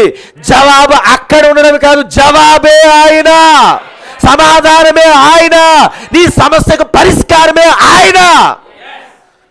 ఆయన సొల్యూషన్ చూపించడం కాదండి, సొల్యూషన్ నేనే, పరిష్కారమే నేనయ్యా అంటున్నాడు ఆయన. అదే ఈరోజు ఆ ఒత్తిడి ప్రపంచం నుంచి తప్పించగలదు. లేదా ఎక్కడో దగ్గర ఖచ్చితంగా అయిపోతాం మనం. ఎక్కడ నువ్వు ఆగినా కానీ ఆ స్నేహితులు, ఆ బంధువులు, ఆ రక్త సంబంధాలు వచ్చి నిన్ను పట్టుకొని రాళ్ళిచ్చి కొట్టి చంపుతారండి. అదే జరుగుతుంది. నువ్వు చాలామంది వర్తమానం దగ్గరికి వస్తున్నారు, నేను చూస్తున్నాను. వాళ్ళు ఎక్కువ రోజులు ఉండట్లేదండి. ఎందుకు తెలుసా అండి? వాళ్ళు సరిగ్గా ఆశ్రయపురాన్ని కనుక్కోలేదు. ఆల్రెడీ వారు ఏదో ఒత్తిడి కింద ఉండి వస్తుంటారు. వచ్చి ఏం చేస్తారు తెలుసా? కొద్ది రోజులు ఉన్నప్పుడు వాళ్ళకి ఆ స్నేహితులు, ఆ బంధువులు అనగా ఆ పాపం అది మరలా ఏం చేసి పట్టేసుకుంటుంది. పట్టుకున్న తర్వాత కొద్ది రోజులు ఆనందంగా ఉంటున్నారు, వాళ్ళు సంతోషంగా ఉంటున్నారు, హ్యాపీగా ఉంటున్నారు. కానీ మరణం వస్తుంది. మరణం. పాపంకు జీతం ఏంటండి? మరణం.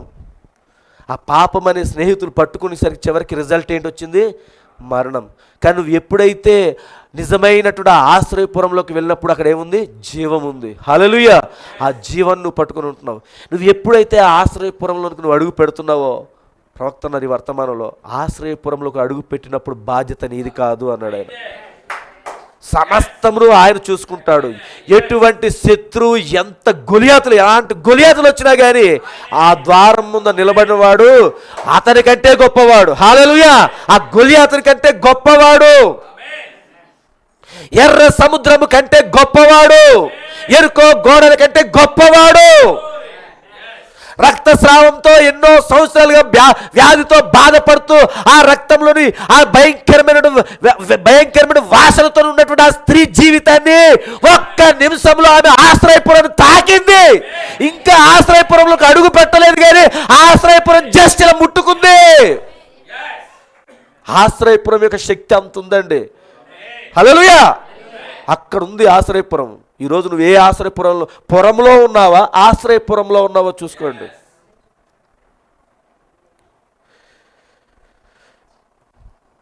చూడండి అక్కడ 25వ పారాగ్రాఫ్. అక్కడే అతనిని వారు చంపుదురు, అది కంటికి కన్ను పంటికి పన్ను. ధర్మశాస్త్రం ప్రకారంగా ఒక సహోదరుడికి ఎవరికైనా అనుకోకుండా చెయ్యిరిగా ఎరగొట్టేశాడు వీడు. అప్పుడు ధర్మశాస్త్రం ప్రకారంగా ఏం చేయాలి? వాడి చెయ్యి ఇరిపేయాలి. ఇప్పుడు ఒక సహోదరుడు అనుకోకుండా కన్నుక పొడిసేశాడు, ధర్మశాస్త్రం ప్రకారంగా వీడి కన్ను పొడిసేయాలి. ఇప్పుడు ధర్మశాస్త్రం ప్రకారంగా వీడు హత్య చేశాడు ఒకడిని అనుకోకుండానే. దాని ప్రకారంగా చూసినట్లయితే ఏం చేయాలి? వీడిని ఇప్పుడు వీళ్ళు పొడిచి చంపేయాలి. కానీ అనుకోకుండా చేసిన ఈ తప్పిదాలకి దేవుడు ఏం చేస్తున్నాడు అంటే గొప్ప ఆశ్రయపురాలను నిర్మిస్తున్నాడు అండి. నువ్వు కావాలనే తప్పు చేసి, ఈ వాక్యము, ఈ వర్తమానము ఇంత లోతుగా, ఇంత శక్తివంతముగా ఉండి, ఇవన్నీ రుచులు అనుభవించి, ఇవన్నీ తెలుసుకొని కూడా కావాలని ఇంకా లోకంలో లోకస్తులతో స్నేహం చేసుకుని లోకం వల్ల జీవిస్తూ ఉన్నప్పుడు నీకు ఎటువంటి ఆశ్రయపురం ఉండదండి. డెఫినెట్గా అది ఎవరు చెప్పిన మాట? యెహోవా ఈలాగు సెలవిచ్చుచున్నాడు. తెలుసుండి తప్పి చేసిన వాడికి ఇక బలి ఉండదు కదా.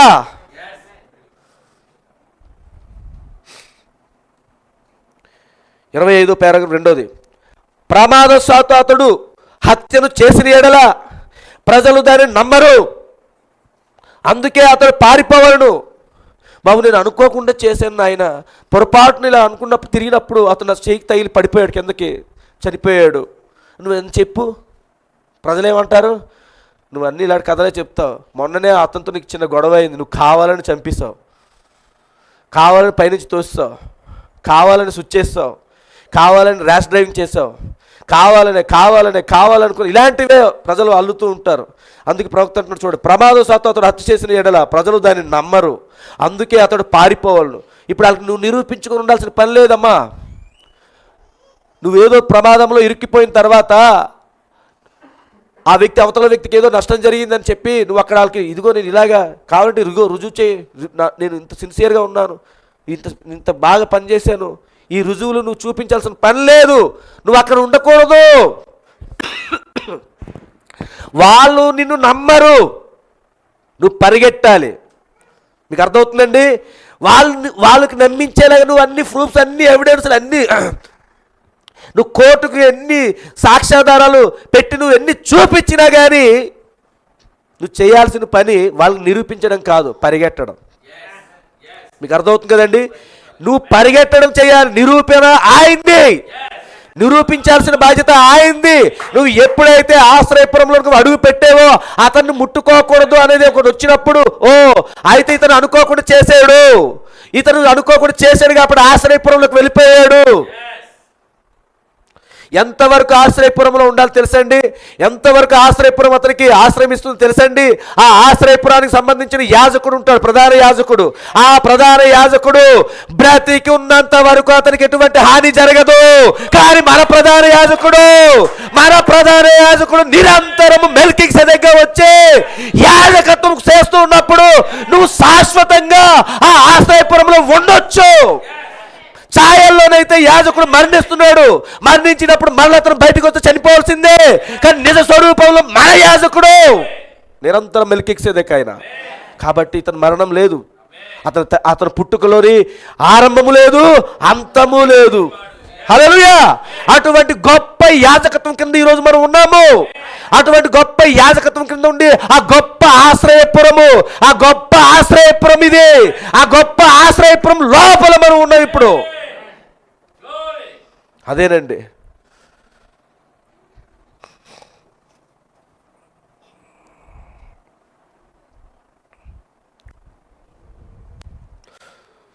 ప్రమాదవశాత్తు అతడు హత్యను చేసిన ఎడల ప్రజలు దాన్ని నమ్మరు, అందుకే అతడు పారిపోవలను. హల్లెలూయా. ఎందుకనగా దీనిని వీడు చేసిన వెంటనే ఆ చంపబడిన స్త్రీ లేదా పురుషుని యొక్క బంధువులు ఎవరైనా సరే వీనిని పట్టుకొనుటకు వెంటాడుదురు. అతడు కానీ దొరికినచో కంటికి కన్ను పంటికి పన్ను, ఆ విధంగా వారు జీవించిరి. హల్లెలూయా. కనుక ఎక్కడను అతడు ఆగలేడు. హల్లెలూయా. ఎక్కడ ఆగడానికి వీల్లేదండి. అతడు దేశదిమ్మరి, ఏమి చేయవలనో అతనికి తెలియదు. అతడు పారిపోచుండును, నేటికి సరిగ్గా సరిపోలి ఉన్నది. అందువలననే ఎంతో ఒత్తిడి ఏర్పడుచున్నది. మనము పారిపోచున్నాము. లోకము యొక్క సంగతి అదే. వారు తప్పిదంలో ఉన్నారని ఎరిగి ప్రభుని రాక సమీపమైనని తెలుసుకొని వారిలో ఒత్తిడి పెరిగిపోచున్నది. ఏం జరుగుతుంది చూడండి ఇక్కడ. ఈ మాటల నుంచి కొంచెం గ్రహించండి. తప్పు చేసిన వాళ్ళు ఒత్తిడిలో పరిగెడుతున్నారు. ఇప్పుడు వాళ్ళు ఏదో తప్పు చేశారు అనుకోకుండా, ఇప్పుడు ఆ ఒత్తిడిలోంచి పరిగెడుతున్నారు. ఈ ఒత్తిడి అసలు పరిగెట్టకుండా అసలు ఆగిపోవాలి. మామూలుగా అయితే మీకు అర్థమవుతుంది కదండి. వాళ్ళకి ఒక ఒత్తిడి వచ్చింది, ఏదో తప్పు చేశారు, ఇంకా పరిగెట్టాల్సిన పనే ఉంది, ఇంకెందుకు, ఇంకా ఏదైతే మరణమే, సత్యశాస్త్రం లేకపోతే లేదు అని ఆగిపోవాలి. కానీ ఇక్కడ జాగ్రత్త గమనిస్తే పరిగెడుతూ ఉండాలి.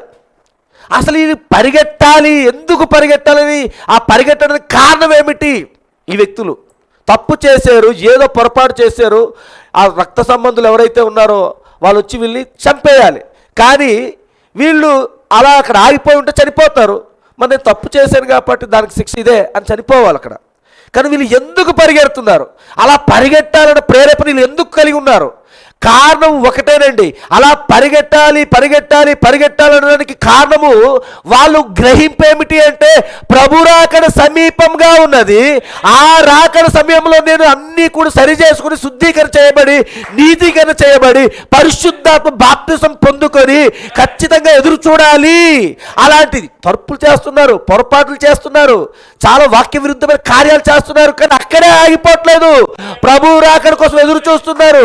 ప్రభువారు వచ్చే సమయం వచ్చేసింది, ఇంకా నేను ఈ బంధకాల్లోనే ఉండిపోయాను, ప్రభువారి రాకడ సమీపం అయిపోయింది, ఇంకా ఈ సమస్యలోనే ఉండిపోయారు, ప్రభువారి రాకడ సమీపమైంది, ఏమిటి నా ఇంటి దగ్గర ఈ గందరగోళము అని ఏం చేస్తున్నావు అంటే పరిగెడుతూ ఉన్నావు. కొంతమంది ఏం చేస్తున్నారు? ఎంజాయ్ చేస్తున్నారు.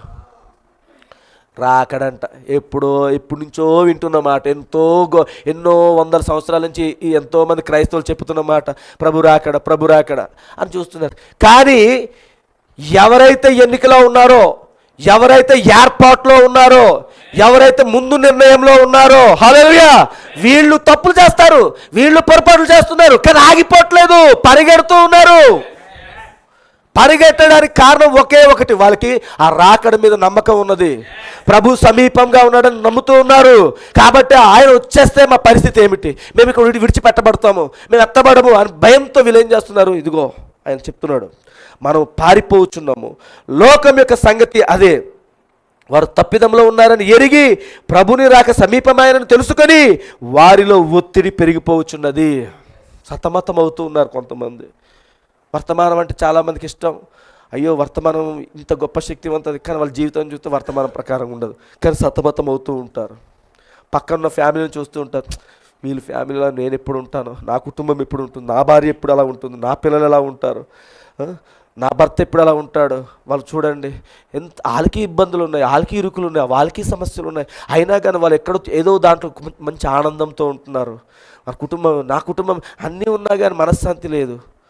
ఏమిటిది అని అంటే, అయ్యో ప్రభు రాకడ సమీపం అయిపోయింది, నేను ఇంక ఇలాగే ఉండి నా కుటుంబాన్ని సరి చేసుకోలేని స్థితిలో ఇంక ఇలాగే ఉన్నట్లయితే నేను ఎత్తబడలేను ఏంటి అనేసి ఒక ఒత్తిడిలోని పరిగెడుతూ ఉన్నావు. కానీ ఆ పరుగు ఎక్కడ తీయాలి అని అంటే ఆశ్రయపురం దగ్గరికి తీయాలి. మనసులో పరిగెడుతుంటాం మనం.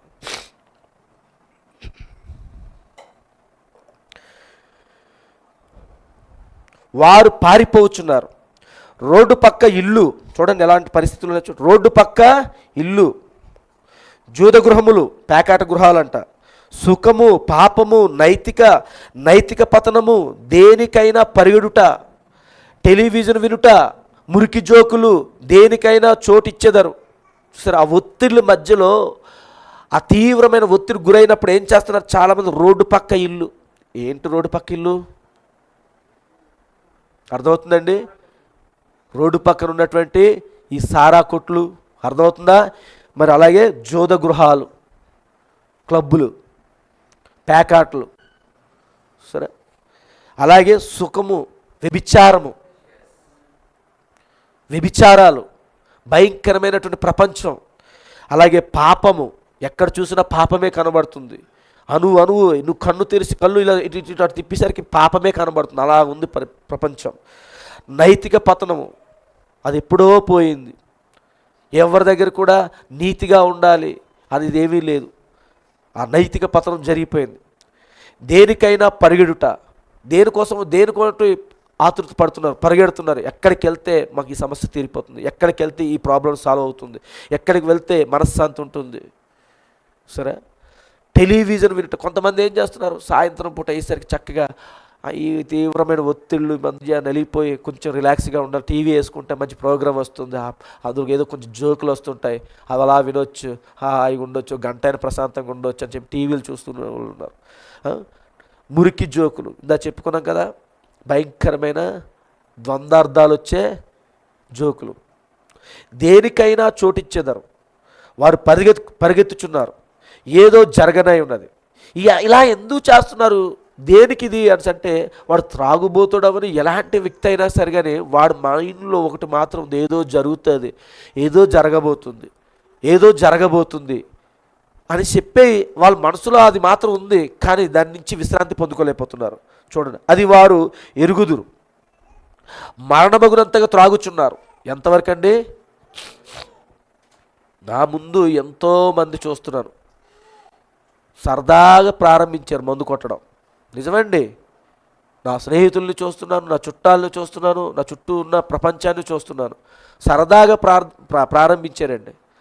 సరదాగా సిగరెట్ కొట్టడం ప్రారంభించారు, సరదాగా మందు కొట్టడం ప్రారంభించారు. ఈరోజు ఆ మందుకు వాళ్ళు బానిస అయిపోయి ఆరోగ్యాలు పాడు చేసుకొని హాస్పిటల్ పాలయ్యి చనిపోయిన వాళ్ళు కూడా ఉన్నారు.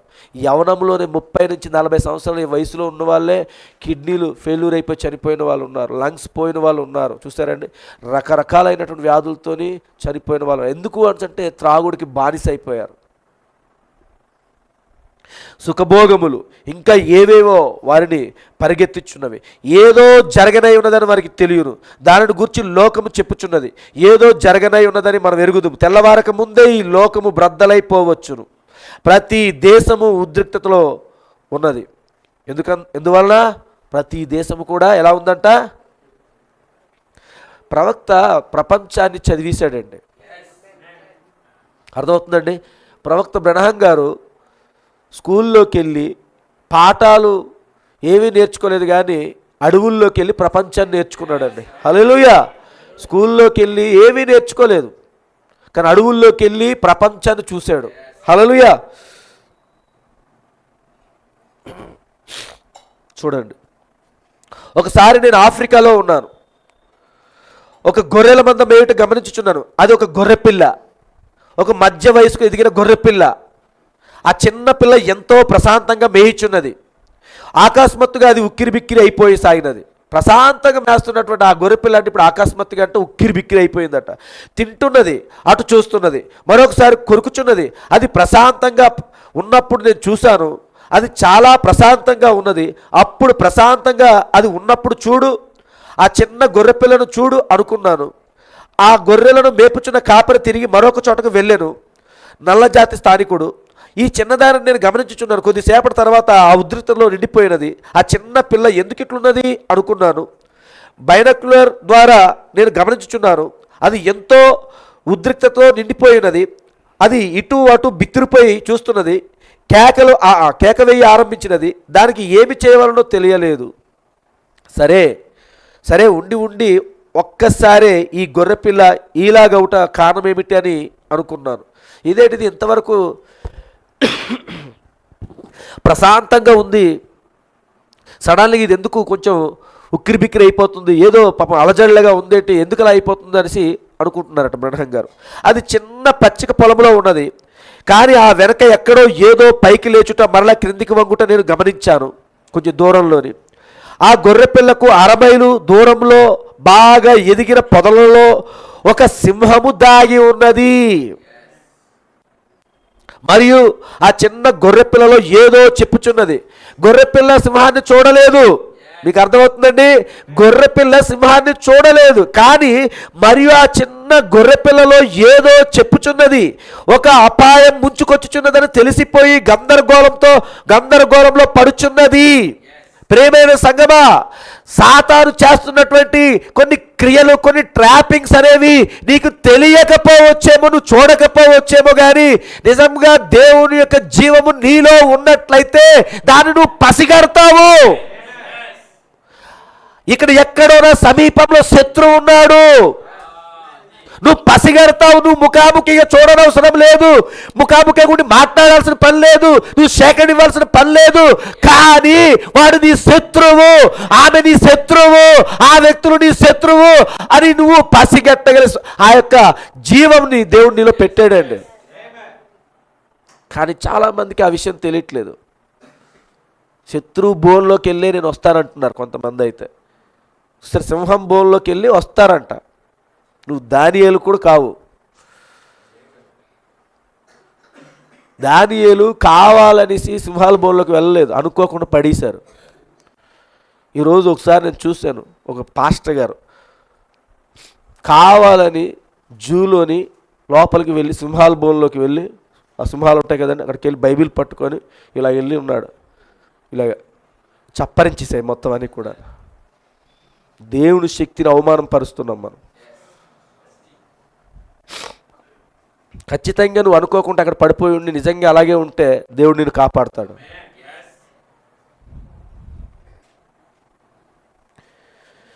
చూడండి అక్కడ ఏం జరిగిందో. ఒక అపాయం ముంచుకొచ్చున్నదని తెలిసిపోయి గందరగోళంలో పడుచున్నది. దానిని అది చూడలేదు, కానీ సింహము గొర్రెపిల్ల వాసన పసిగట్టినది. ఇక్కడ కొన్ని గొర్రెపిల్లలు ఉన్నాయా? ఈ గొర్రె పిల్లలకి ఇప్పుడు సింహం పసిగడుతుందా? అది యూదా గోత్ర సింహం కాదు, సింహం వలే. అది సింహం కాదు, సింహం వలే. సింహం వలే ఉండి గర్జిస్తుంటే అంటే దీన్ని బట్టి నువ్వేమర్థం చేసుకోవాలి? వర్తమాన రూపంలోను, క్రైస్తవ రూపంలోను చాలా మృదువైన, వాళ్ళు క్రైస్తవులు కాకపోవచ్చు, అన్యులై ఉండొచ్చు, అన్యులై ఉండొచ్చు, వాళ్ళు కూడా చాలా మృదువుగా మాట్లాడుతూ, చక్కగా మాట్లాడుతూ, వల్లె వేస్తూ, చక్కగా ట్రాప్ చేస్తూ ఉంటే నువ్వు పసిగట్టేయాలి ఇది వలే అని. ఇది సింహం కాదు, ఇది సింహం వలే ఉన్నది అని. నువ్వు సింహం వలే ఉన్నదానికి చూడండి, ఇప్పుడు ప్రాక్టికల్గా జూలోని ముఖాముఖిగా చూస్తున్న సింహం వేరు, టీవీలో చూస్తున్నది వేరు, అలాగే మన ఇంటి దగ్గర ఏదో సింహం బొమ్మ తెచ్చుకొని చూసింది వేరు. అంతే కదండి? మీకు అర్థమవుతుందండి? ఇప్పుడు సింహం బొమ్మను తీసుకొచ్చి జూలో ఉన్న దానితో పోల్చుకున్నప్పుడు దీన్ని ఏమనాలి? మనం వలే అనాలి. ఈ సింహం కాదు, ఇది బొమ్మ. అసలైన సింహం జూలో ఉంది, చూసారా? అలాగే అసలైన సింహం ఉంది మనకి, యూదా గోత్ర సింహం. కానీ యూదా గోత్ర సింహాల నటించేది కూడా ఒకటి ఉంది, అపవాది. కానీ సింహము గొర్రెపిల్ల వాసన పసిగట్టినది. ఆ గొర్రెల కాపరి వచ్చి గొర్రెలను తోలుకొని పోకముందే త్వరగా దానిని అది పట్టుకుని పోవాలని పొంచి ఉన్నది. ఇప్పుడు ఈ సింహం వలే ఉన్న ఈ సింహం పని ఏంటిదంట? గొర్రెల కాపరి రాకముందే వచ్చి పట్టుకోవాలి. గొర్రెల కాపరి వస్తే నా పని అవదు. గొర్రెల కాపరి చేతిలోని రాజదండం ఉంది, గొర్రెల కాపరి చేతిలో రాజఖడ్గం ఉంది. కాబట్టి నా వల్ల అవదు ఇప్పుడు. కాబట్టి గొర్రెల కాపరి రాక మునిపే నేను వచ్చేయాలి అంటే, కానీ మన గొర్రెల కాపరి 63లో వచ్చేసాడు కదా. ఆయన చేతిలో విప్పబడిన పుస్తకంతో ఆయన వచ్చాడు. ఎందుకు ఆయన వచ్చాడు? ప్రొటెక్షన్ ఇవ్వడానికి, భద్రతను ఇవ్వడానికి వచ్చాడండి ఆయన. భద్రతను ఇవ్వడానికే ఆ 7 దూతల సమూహంగా ఆయన దిగొచ్చాడు. ఇప్పుడు అదే మన ఆశ్రయపురం. కానీ జాగ్రత్త చూడండి, మనం ఎంత ధన్యులమో. సింహం ఏమనుకుంది? వలే ఉన్న సింహం ఏమనుకుంది? గొర్రెల కాపరి రాకమునిపై నా పని ఆయన చేయాలనుకుంది. కానీ మన గొర్రెల కాపరి వస్తాడు. ఆయన ఆల్రెడీ మన గొర్రెల కాపరితో మనం ఉన్నాము. ఇక్కడ గొర్రెల కాపరి సంరక్షణలోనే మనం ఉన్నాము. మన ద్వారమునకు ప్రధాన కాపరి ఆయనే.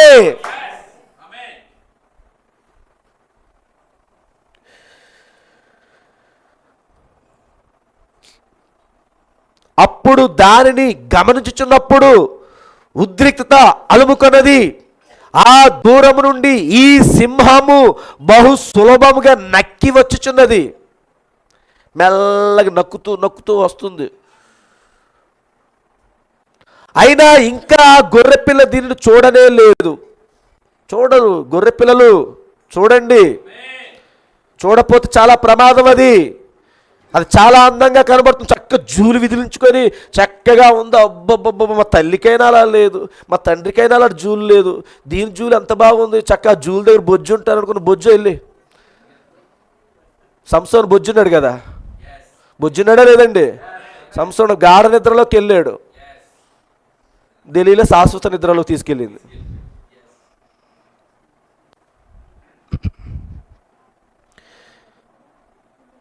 చూడండి అక్కడ ఇంకా ఏం చెప్తున్నాడు ఆయన. ఈ సింహము బహు సులభంగా నక్కి వచ్చుచున్నది, అయినా ఇంకా ఆ గొర్రెపిల్ల దీన్ని చూడనే లేదు. కానీ దాని అంతరంగమందు ఏదో ప్రమాదము సమీపించుచున్నదని చెప్పసాగెను. ఇది దేవుని కుమారుడు, దేవుని కుమార్తె యొక్క లక్షణం. వాళ్ళ హృదయంలో ఎక్కడో దగ్గర అనిపిస్తుంటుంది, ఏది ఇప్పుడు ఈ పని కరెక్ట్ కాదు, ఇది ట్రాపింగ్, ఇది సరైన విధానం కాదు, ఇది ట్రాపింగ్, ఇది వల వేస్తున్నారు, అర్థమవుతుంది. ప్రభువా ఈ వలలో నేను చిక్కిపోకుండా నన్ను కాపాడు ప్రభువా. అర్థమవుతుంది కదండి? ఈ వలలో నేను చిక్కిపోకుండా కాపాడు ప్రభువా. ప్రభువా నేను ఇక్కడ ఎక్కడో ఆగిపోవడం కాదు ప్రభువా, నీ ఆశ్రయపురంలోనికి నేను పరిగెట్టాలి ప్రభువా. నీ ఆశ్రయపురం వరకు పరిగెట్టేంత బలమును, అంత శక్తిని నాకు అనుగ్రహించు ప్రభువా. ఆ ఎత్తబాటు అంతవరకు నన్ను కాపాడు ప్రభువా. ఇదే మనం చేయాల్సింది. ఇంకా చూడండి, నేడును అలాగే ఉంది. నేడు ప్రపంచం కూడా అలాగే ఉందంట. ప్రజలు అంతరంగంలో ఏదో ఉండి ఒకటి జరగనే ఉన్నదని తెలియజేయుచున్నది. నిజమేనండి, ప్రకృతి నుంచి కూడా ఆ వాసన మనం చూస్తున్నాం. ప్రకృతి తెలియజేస్తుంది ఏమని, ఇప్పుడు ఈ భూమి శాశ్వతంగా ఇలా ఉండదు. భూకంపాలు ఏం తెలియజేస్తున్నది, ఒక సరైన ప్రకృతి మళ్ళీ రాబోతుందని. సముద్రాలు ఏం తెలియజేస్తుంది, సముద్రంలో ఆ అల్లకొల్లాలంలో ఆ యొక్క అలలు ఉవ్వెత్తున ఎగిరిసి పడుతున్నటువంటి ఆ వాయుగుండ, ఇవన్నిటి చూస్తూ ఉంటే నువ్వేం తెలుసుకోవాలి, ప్రకృతి కూడా తెలియజేస్తుంది మనకి. ఎన్నో వందల సంవత్సరాల నుంచి అగ్నిపర్వతంగా ఉండి పేలకుంటూ ఉండిపోయినటువంటి ఆ ఆఫ్రికా ఖండంలో ఉన్నది, అది ఒక్కసారి బ్లాస్ట్ అయింది. దాని యొక్క ఆ వాయువులన్నీ కూడా ఆకాశంలోనికి వెళ్ళి చివరికి అది ఎక్కడ, మన ఇండియా కూడా వచ్చింది. అది ఎక్కడ ఆఫ్రికా ఖండము, ఎక్కడ ఇండియా. చూడండి ఏం తెలియజేస్తున్నాయి. దేశాల మధ్య యుద్ధాలు ఏం తెలియజేస్తున్నాయి, రాజకీయాలు గందరగోళాలు ఏం తెలియజేస్తున్నాయి, కుటుంబాల మధ్య గొడవలు ఏం తెలియజేస్తున్నాయి. చూసారండి, మనుషుల మధ్య విభేదాలు ఏం తెలియజేస్తున్నాయి, కులాలు మతాలు జాతులు అని చెప్పి ఈ మధ్యకాలంలో మరీ ఎక్కువగా పెరిగిపోతుంటే ఏం తెలియజేస్తున్నాయి. ఏదో జరగబోతుంది, చూడండి, ఒక అన్యులు కూడా ఎక్కడైనా ఏదైనా సంఘటన జరుగుతుంటే పాపం అధికమైపోయింది అందుకు ఇలా అవుతుంది అని అంటున్నారా లేదండి? వాళ్ళకి వాళ్ళ దేవుడి పరంగా వాళ్ళు ఏదో ఆలోచించుకో ఏదో జరగబోతుంది అంటున్నారు.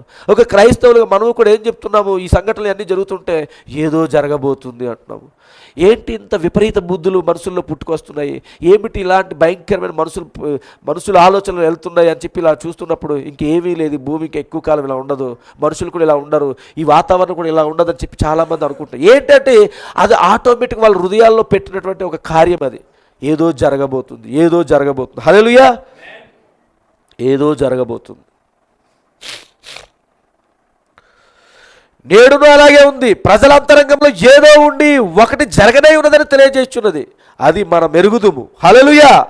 క్రైస్తవులు దానిని ఎరుగుదురు. క్రైస్తవులైతేనే దాన్ని చెప్పండి, ఎవరండి దాన్ని తెలుసుకొని ఉంటారంట? క్రైస్తవులు. హల్లెలూయా. ప్రపంచం అది ఎరుగును. ప్రపంచం కూడా ఎరుగునట్టండి. మరి క్రైస్తవులు ఒక్కరి గురించి చెప్పట్లేదు ఇక్కడ, అర్థమైందా? అందుకే ఇందాక మీకు చెప్పుకుంటూ వచ్చాను, ఏది అందరూ కూడా ఏదో జరగబోతుంది. కానీ ఎన్నుకోబడినటువంటి వధువు దగ్గరికి వచ్చినప్పుడు ఏదో జరగబోతుంది దగ్గర ఆగిపోదు, పలాందే జరగబోతుందనే సంగతి తెలుసుకుంటుంది. కారణము ప్రపంచానికి వధువుకున్న తేడా అక్కడే. ప్రపంచం ఏదో జరగబోతుంది కానీ వధువుకి ముద్రలు తెరవబడడం ద్వారా ఆ 7 ముద్రల ప్రత్యక్షతలో నుంచి ఆ 7 ఉరుములు వాటి శబ్దములు పలికినప్పుడు ఆ గొప్ప ప్రత్యక్షతలో నుంచి ఏమొచ్చింది? ఏమి జరగబోతుంది కాదు, ఇదే జరగబోతుంది. కారణము యెహోవా ఇలాగు సెలవిచ్చుచున్నాడు. వధువుకు ఆ విషయం తెలుసు. మనకి ఏదో అనేది క్వశ్చన్ మార్క్ లేదండి, మనకి క్వశ్చన్ మార్క్ అనేది లేదు. వధువుకు క్వశ్చన్ మార్క్ లేదు. వధువుకు జవాబు పరిపూర్ణంగా తెలుసును. కారణము జవాబు ఆయనే జవాబు అని ఆయనే చెప్తున్నాడు కదా. ఆయనే అది మనం ఎరుగుదుము. క్రైస్తవులు దాన్ని ఎరుగుదురు, ప్రపంచం అది ఎరుగును. త్రాగుబోతు దాన్ని ఎరుగును, జూదగాడు దాన్ని ఎరుగును, వ్యాపారులు, ప్రభుత్వములు, ఐక్యరాజ్య సమితి అందరూ ఏదో జరగనై ఉన్నదని అందరూ ఎరుగుదురు. అది ఉద్రిక్తతను నెలకొల్పుచున్నది. హల్లెలూయా. స్త్రీలు, తల్లులు సిగరెట్ల మీద సిగరెట్లు ఊదటం. ఎవరండి? స్త్రీలు, తల్లులు సిగరెట్ మీద సిగరెట్లు ఊదుటను వారు స్కూళ్లకు వచ్చుచుండగా నేను గమనించుచున్నాను. ప్రవక్త అంటున్నారు, వారు మా రహదారి గుండా వస్తూ ఉంటే నేను నా పిల్లలను కుక్కను జాగ్రత్తగా చూసుకోవాల్సి వస్తున్నది.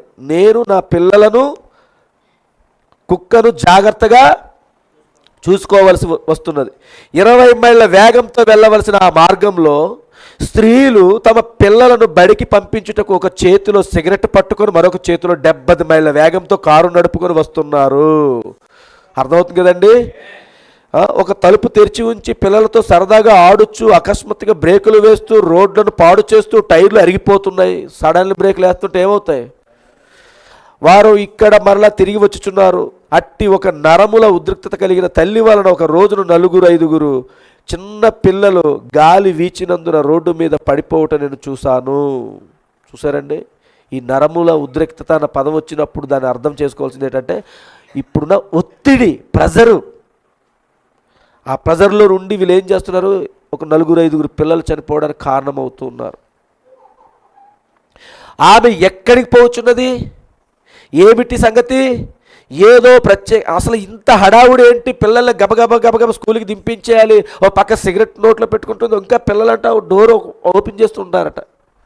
ఇంత హడావుళ్ళు 20 మైళ్ళ వేగంతో వెళ్లాల్సి ఉంటుంది. ఈవిడ 75-70 మైళ్ళ వేగంతో వెళ్తూ సిగరెట్ కాల్చుకుంటూ ఎంత ఇంకా చేసుకుని తొందరగా దించేసి మళ్ళీ తొందరగా ఇంటికి రావడానికి కారణం ఏమిటి అంటే, ఏదో ప్రత్యేక టెలివిజన్ కార్యక్రమం వస్తున్నది. సీరియల్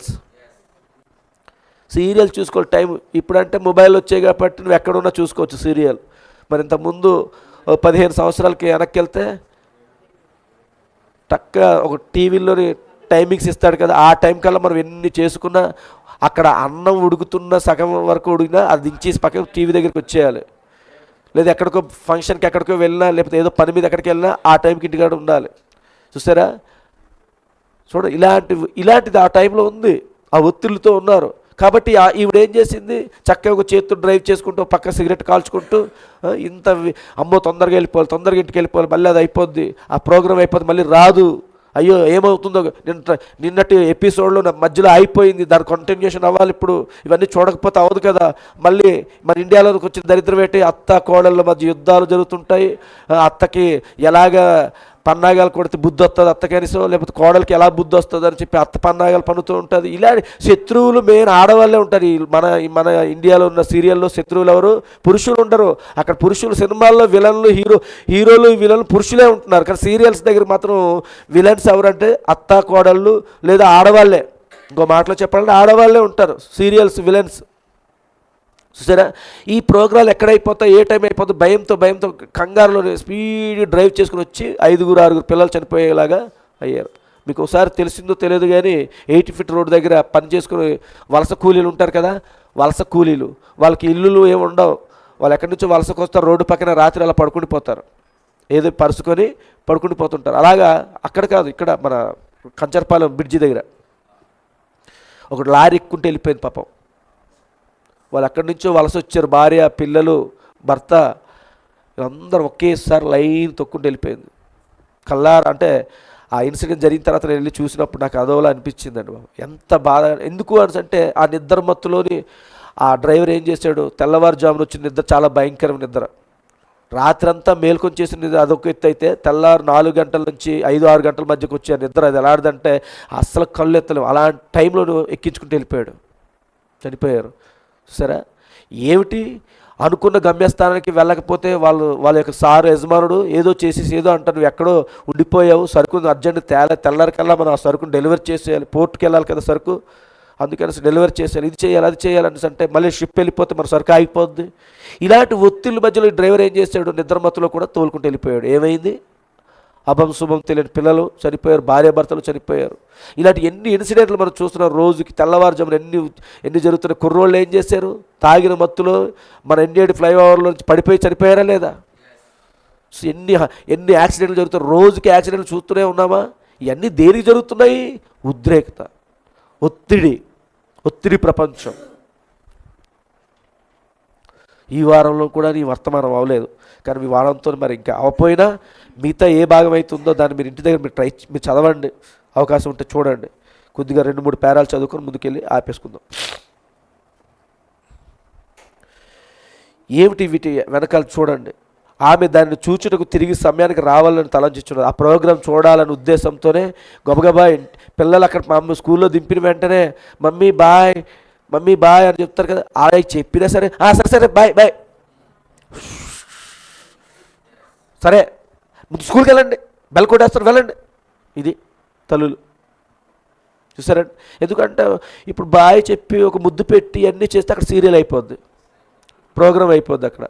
అందుకు గబగబ పరిగెట్టేయాలి. అదే ఆ ఉద్రిక్తతను నాంది. దానికి ఒక కారణం ఉంది. ఇంతకు ముందు వారాలకు చేసి ఉండుటకు అలవాటు కాలేదు. ఏదో సమీపించి, ఇప్పుడే ఎందుకు ఇలా జరుగుతుందంటే ఏదో సమీపించుచున్నది. హల్లెలూయా. ఇక్కడ ఈ రోడ్ల మీద మరణము మరియు నాశనము పరిగెత్తుచున్నవి. రోడ్ల మీద ఏం జరుగుతుందో చూడండి, మరణము మరియు అదెంతో దూరము లేదు, ఏదో ముంచుకు వచ్చుచున్నది, ఏదో జరగబోతూ ఉన్నది. పాత నిబంధన కాలంలో దేవుడు కొన్ని శ్రమలు అకస్మాత్తుగా జరుగుట చూశాను కనుక నీవు నిరపరాధివై నిర్దోషముగా ఉన్నచో నీ కొరకు దేవుడు మార్గము చూపాను. హల్లెలూయా. ఒక మనిషి మరో మనిషిని ముందు పథకంతో ముందు ఆలోచనలతో చంపినచో వాడు నశించిపోవును. ప్రీ ప్లానెడ్ అంటాం కదా, ముందుగా స్కెచ్ గీసి వీడిని చంపేయాలి, వీడిని ఎలాగో ఏదో చేయాలని స్కెచ్ గీసిన వాడు మాత్రం ఖచ్చితంగా ఏమవుతాడంట, నశించిపోను. వాడు ఈ స్థలమునకు రాలేడు, కానీ అతడు దారిని ప్రమాదవశాత్తు చేసినచో అలాగు చేయవలనని అనుకొననిచో అప్పుడు ఒక ఆశ్రయపురం ఉన్నది, ఒకటి రామోద్గిలాదు యొద్ద ఉన్నది. 4 స్థలములను అనుకొనుచున్నానేమోనండి. ఇది యెహోషువ ఈ ఆశ్రయపురములను ఏర్పరచెను. 20వ అధ్యాయంలో ఉంటుంది అనుకుంటున్నాను యెహోషువ గ్రంథంలో. అక్కడ మొత్తం 6 ఆశ్రయపురాలు ఉన్నాయి. అందులో ఈరోజు ఒకటి చూసాం మనం, రామోద్గిలాద్ దగ్గర కూడా ఒక ఆశ్రయపురం ఉంది. ఈ 6 ఆశ్రయపురాలు యోర్దాను నదికి అవతల ఉన్నాయి, యువతల కూడా ఉన్నాయి. చూసుకోండి. దానితో పాటు చదివిస్తామా, ఈ ఆశ్రయపురమునకు ఇప్పుడు ప్రజలు రావచ్చును. ప్రమాదవశాత్తు ఏదైనా తప్పు చేసినప్పుడు ఉద్దేశపూర్వకంగా తప్పు చేయనిచో అతడు ఆశ్రయపురమునకు వచ్చి గవిని యొద్దకు వెళ్ళవచ్చును. ఆ గవిని పాలకుడు అతడు ఎందుకు వచ్చుచున్నాడో అడగవచ్చును. అతడు వచ్చుటకు ఉద్దేశం ఏమిటో అడుగును. అప్పుడు అతని కేసు విచారింపబడును. ఆ గవిని యొద్ద వాదన ప్రారంభమయ్యి, వాదన ఎవరి దగ్గర వాదన జరుగుతుంది? ఇక్కడ ఆ గవిని యొక్క పాలకుడు, ఆ గవినికి సంబంధించిన ఆశ్రయపురానికి సంబంధించిన పాలకుడు ఉంటాడు. ఆయన యొద్ద ఇప్పుడు ఈ విచారణ జరుగుతూ ఉంది. కాబట్టి ఇప్పుడు ఈ పాలకుడు పాత్ర ఏమిటి? న్యాయాధిపతి. అండి ఆయన న్యాయాధిపతిగా ఆశ్రయపురంలో ఉన్నాడు. ఆయన ఎప్పుడైతే ఆయన న్యాయాధిపతిగా ఆశ్రయపురంలో ఉన్నప్పుడు ఆయన్ని ఎవరైతే ఆశ్రయిస్తున్నారో అప్పుడు ఆయన న్యాయాధిపతిగా తెల్లని విగ్గును ధరించుకొని అక్కడ ఉంటాడు. ఆయన ఆ గవిని యొద్ద వాదన ప్రారంభమై విచారణ జరిగినప్పుడు అతడు నిర్దోషి అని వధువు తప్పు చేయలేదా? తప్పు చేసింది. వధువు పాపంలో పుట్టలేదా? పాపంలోనే పుట్టింది. వధువు పాపంతో రూపుదిద్దుకోలేదా? పాపంతోనే రూపుదిద్దుకున్నది. వధువు వ్యభిచారము, దొంగతనము, లోకానుసారమైన కార్యాలు అన్నిట్లో ఉన్నవి. కానీ ఆమె నిర్దోషి. కారణము ఆమె రక్తం కింద ఉన్నది, ఆమె రక్తము గుర్తు కింద ఉన్నది, అందుకే ఆమె నిర్దోష అయింది.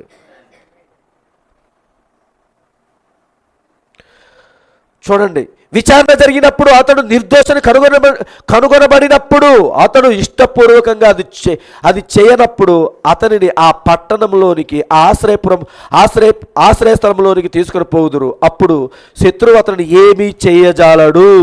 అతడు అబద్ధమాడి తప్పు చేసి ఆశ్రయపురంలోకి వచ్చినప్పుడు బలిపీఠపు కొమ్ములు పట్టుకొనినా గాని అతని శత్రువు అతను బయటకు ఈడ్చి బలిపీఠం మీద నుండి లాగి చంపు హక్కు అర్హత కలిగి ఉండును. అందుకే నువ్వు ఆశ్రయపురం దగ్గరికి వచ్చినప్పుడు ఒళ్ళు దగ్గరెట్టుకోవాలి, నటించకూడదు. నేను ఆశ్రయపురం దగ్గర ఉన్నాను, నేను వర్తమానంలో ఉన్నాను అని చెప్పేసి నువ్వు ఉద్దేశపూర్వకమైన తప్పులు చేసిన వర్తమానంలో ఉన్నాను, నేను ఆశ్రయపురంలో ఉన్నాను, నేను నిజ ప్రత్యక్షతలో ఉన్నాను నువ్వు అనుకుంటే అపవాదికి నీ మీద హక్కు ఉన్నది. అపవాది నీ మీద నీ శరీరాన్ని వాడుకునే హక్కు కలిగి ఉన్నది. అపవాది నీ ఆలోచనలు వాడుకునే హక్కు కలిగి ఉన్నది. అపవాది నీ నోటిని వాడుకునే హక్కు కలిగి ఉన్నది.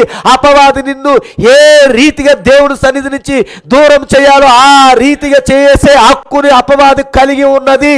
కారణము నువ్వు ఆశ్రయపురంలో ఉన్నానని అనుకుంటున్నావు, కానీ నువ్వు చేసిన తప్పు ఉద్దేశపూర్వకంగానే తప్పులు చేసావు గనుక ఆయన బలిష్ఠుడైన దూతగా న్యాయాధిపతిగా దిగొచ్చిన ఆ విషయంలో ఆయన కూడా చేతులు కట్టుకునే ఉంటాడు తప్ప ఏమీ చేయలేడు. సర్వోన్నతుడు సృష్టికర్త అయిన దేవుడే చేతులు కట్టుకొని ఉంటే నువ్వు ఎవరితో ఇంకా సంప్రదిస్తావు? ఎక్కడ నీకు క్షేమం ఉంది?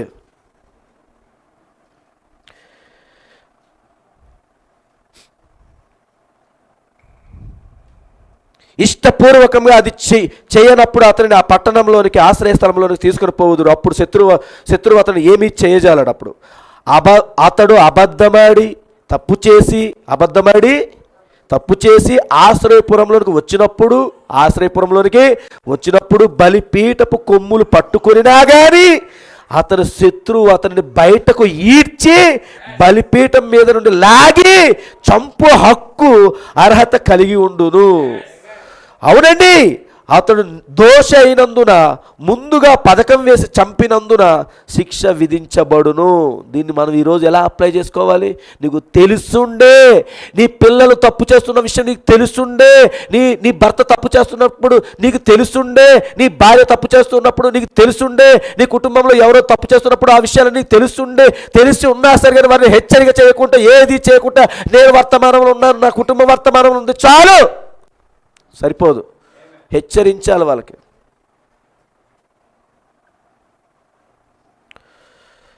ముప్పై 31వ పారాగ్రాఫ్.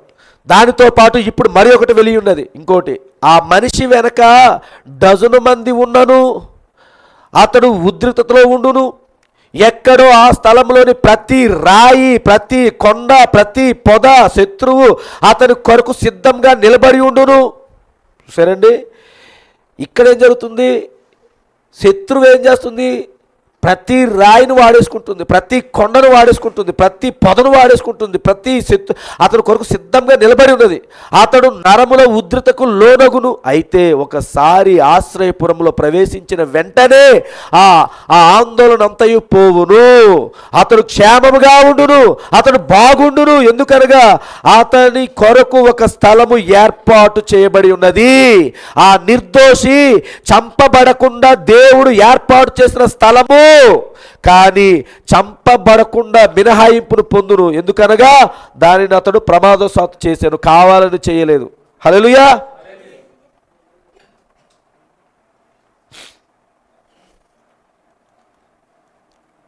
ఇక్కడ కూడా కొంచెం జాగ్రత్త చూడండి. అసలైన వర్తమానం ఇప్పుడు వెళ్తున్నాం, కానీ మనకి సమయం లేదు, అయిపోయింది. 32వ పారాగ్రాఫ్ చూడండి.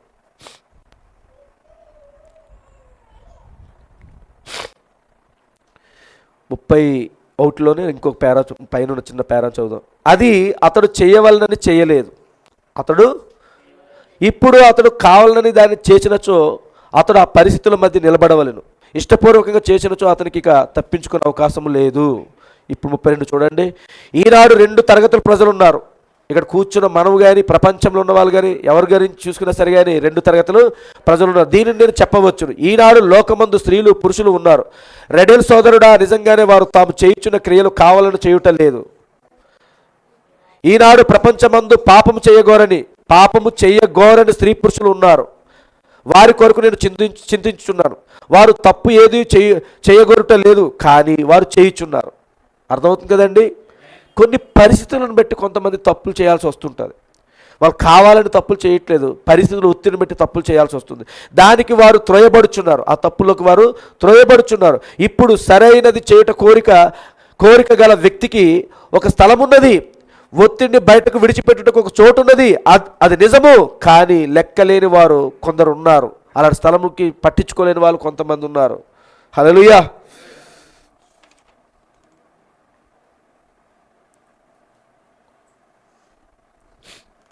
ఇది చెప్పి ముగించుకుందాం, ఎందుకంటే ఇది మాకు కొంచెం ఇంపార్టెంట్. ప్రవక్త ఒక చిన్న ఇన్సిడెంట్స్ గురించి మాట్లాడుతున్నాడు, అది చెప్పి నేను ముగించుకుంటాను. అంటే మనం ఎలా కొన్నిసార్లు మనకు తెలియకుండానే మనం కొన్ని ప్రమాదాల్లో ఇరిక్కిపోతుంటాం, చూసారా? వాటి గురించి చెప్తున్నాడు ఇక్కడ. ఒక రోజున సహోదరుడు ఇకర్సన్ నాకు లాంగ్రాజ్ కెంటకీలోని ఫెడరల్ చెరసాల వార్డెన్ యొద్ద నుండి ఆ చెరసాలలోనికి వెళ్ళి చేపలు వేటాడుటకు అనుమతిని తీసుకుని వచ్చాను. జైల్లోకి వెళ్ళి చేపలు వేటాడడం, చూసారా?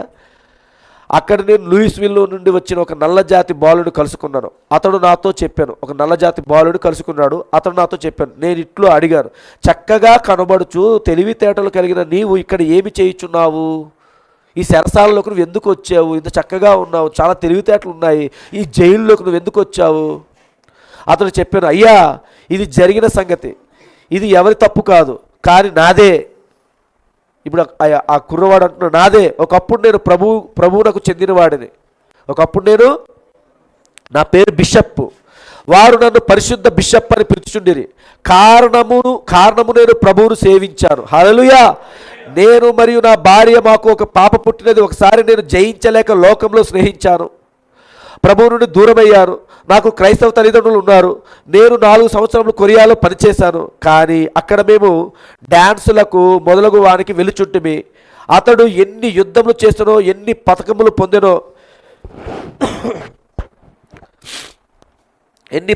పొందెనో అవన్నీ వివరించాను.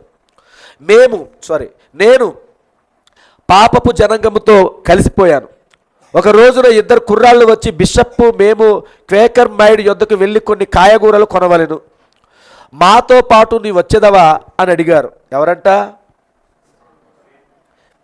మేము క్వేకర్ అంటే మేమనేసి ఒక గుంపు వచ్చారు, 2 కుర్రాళ్ళు వచ్చాట.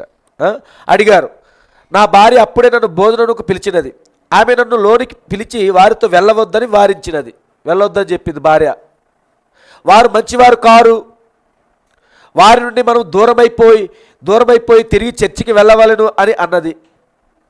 నాకు కూడా వారంటే అసహ్యమే.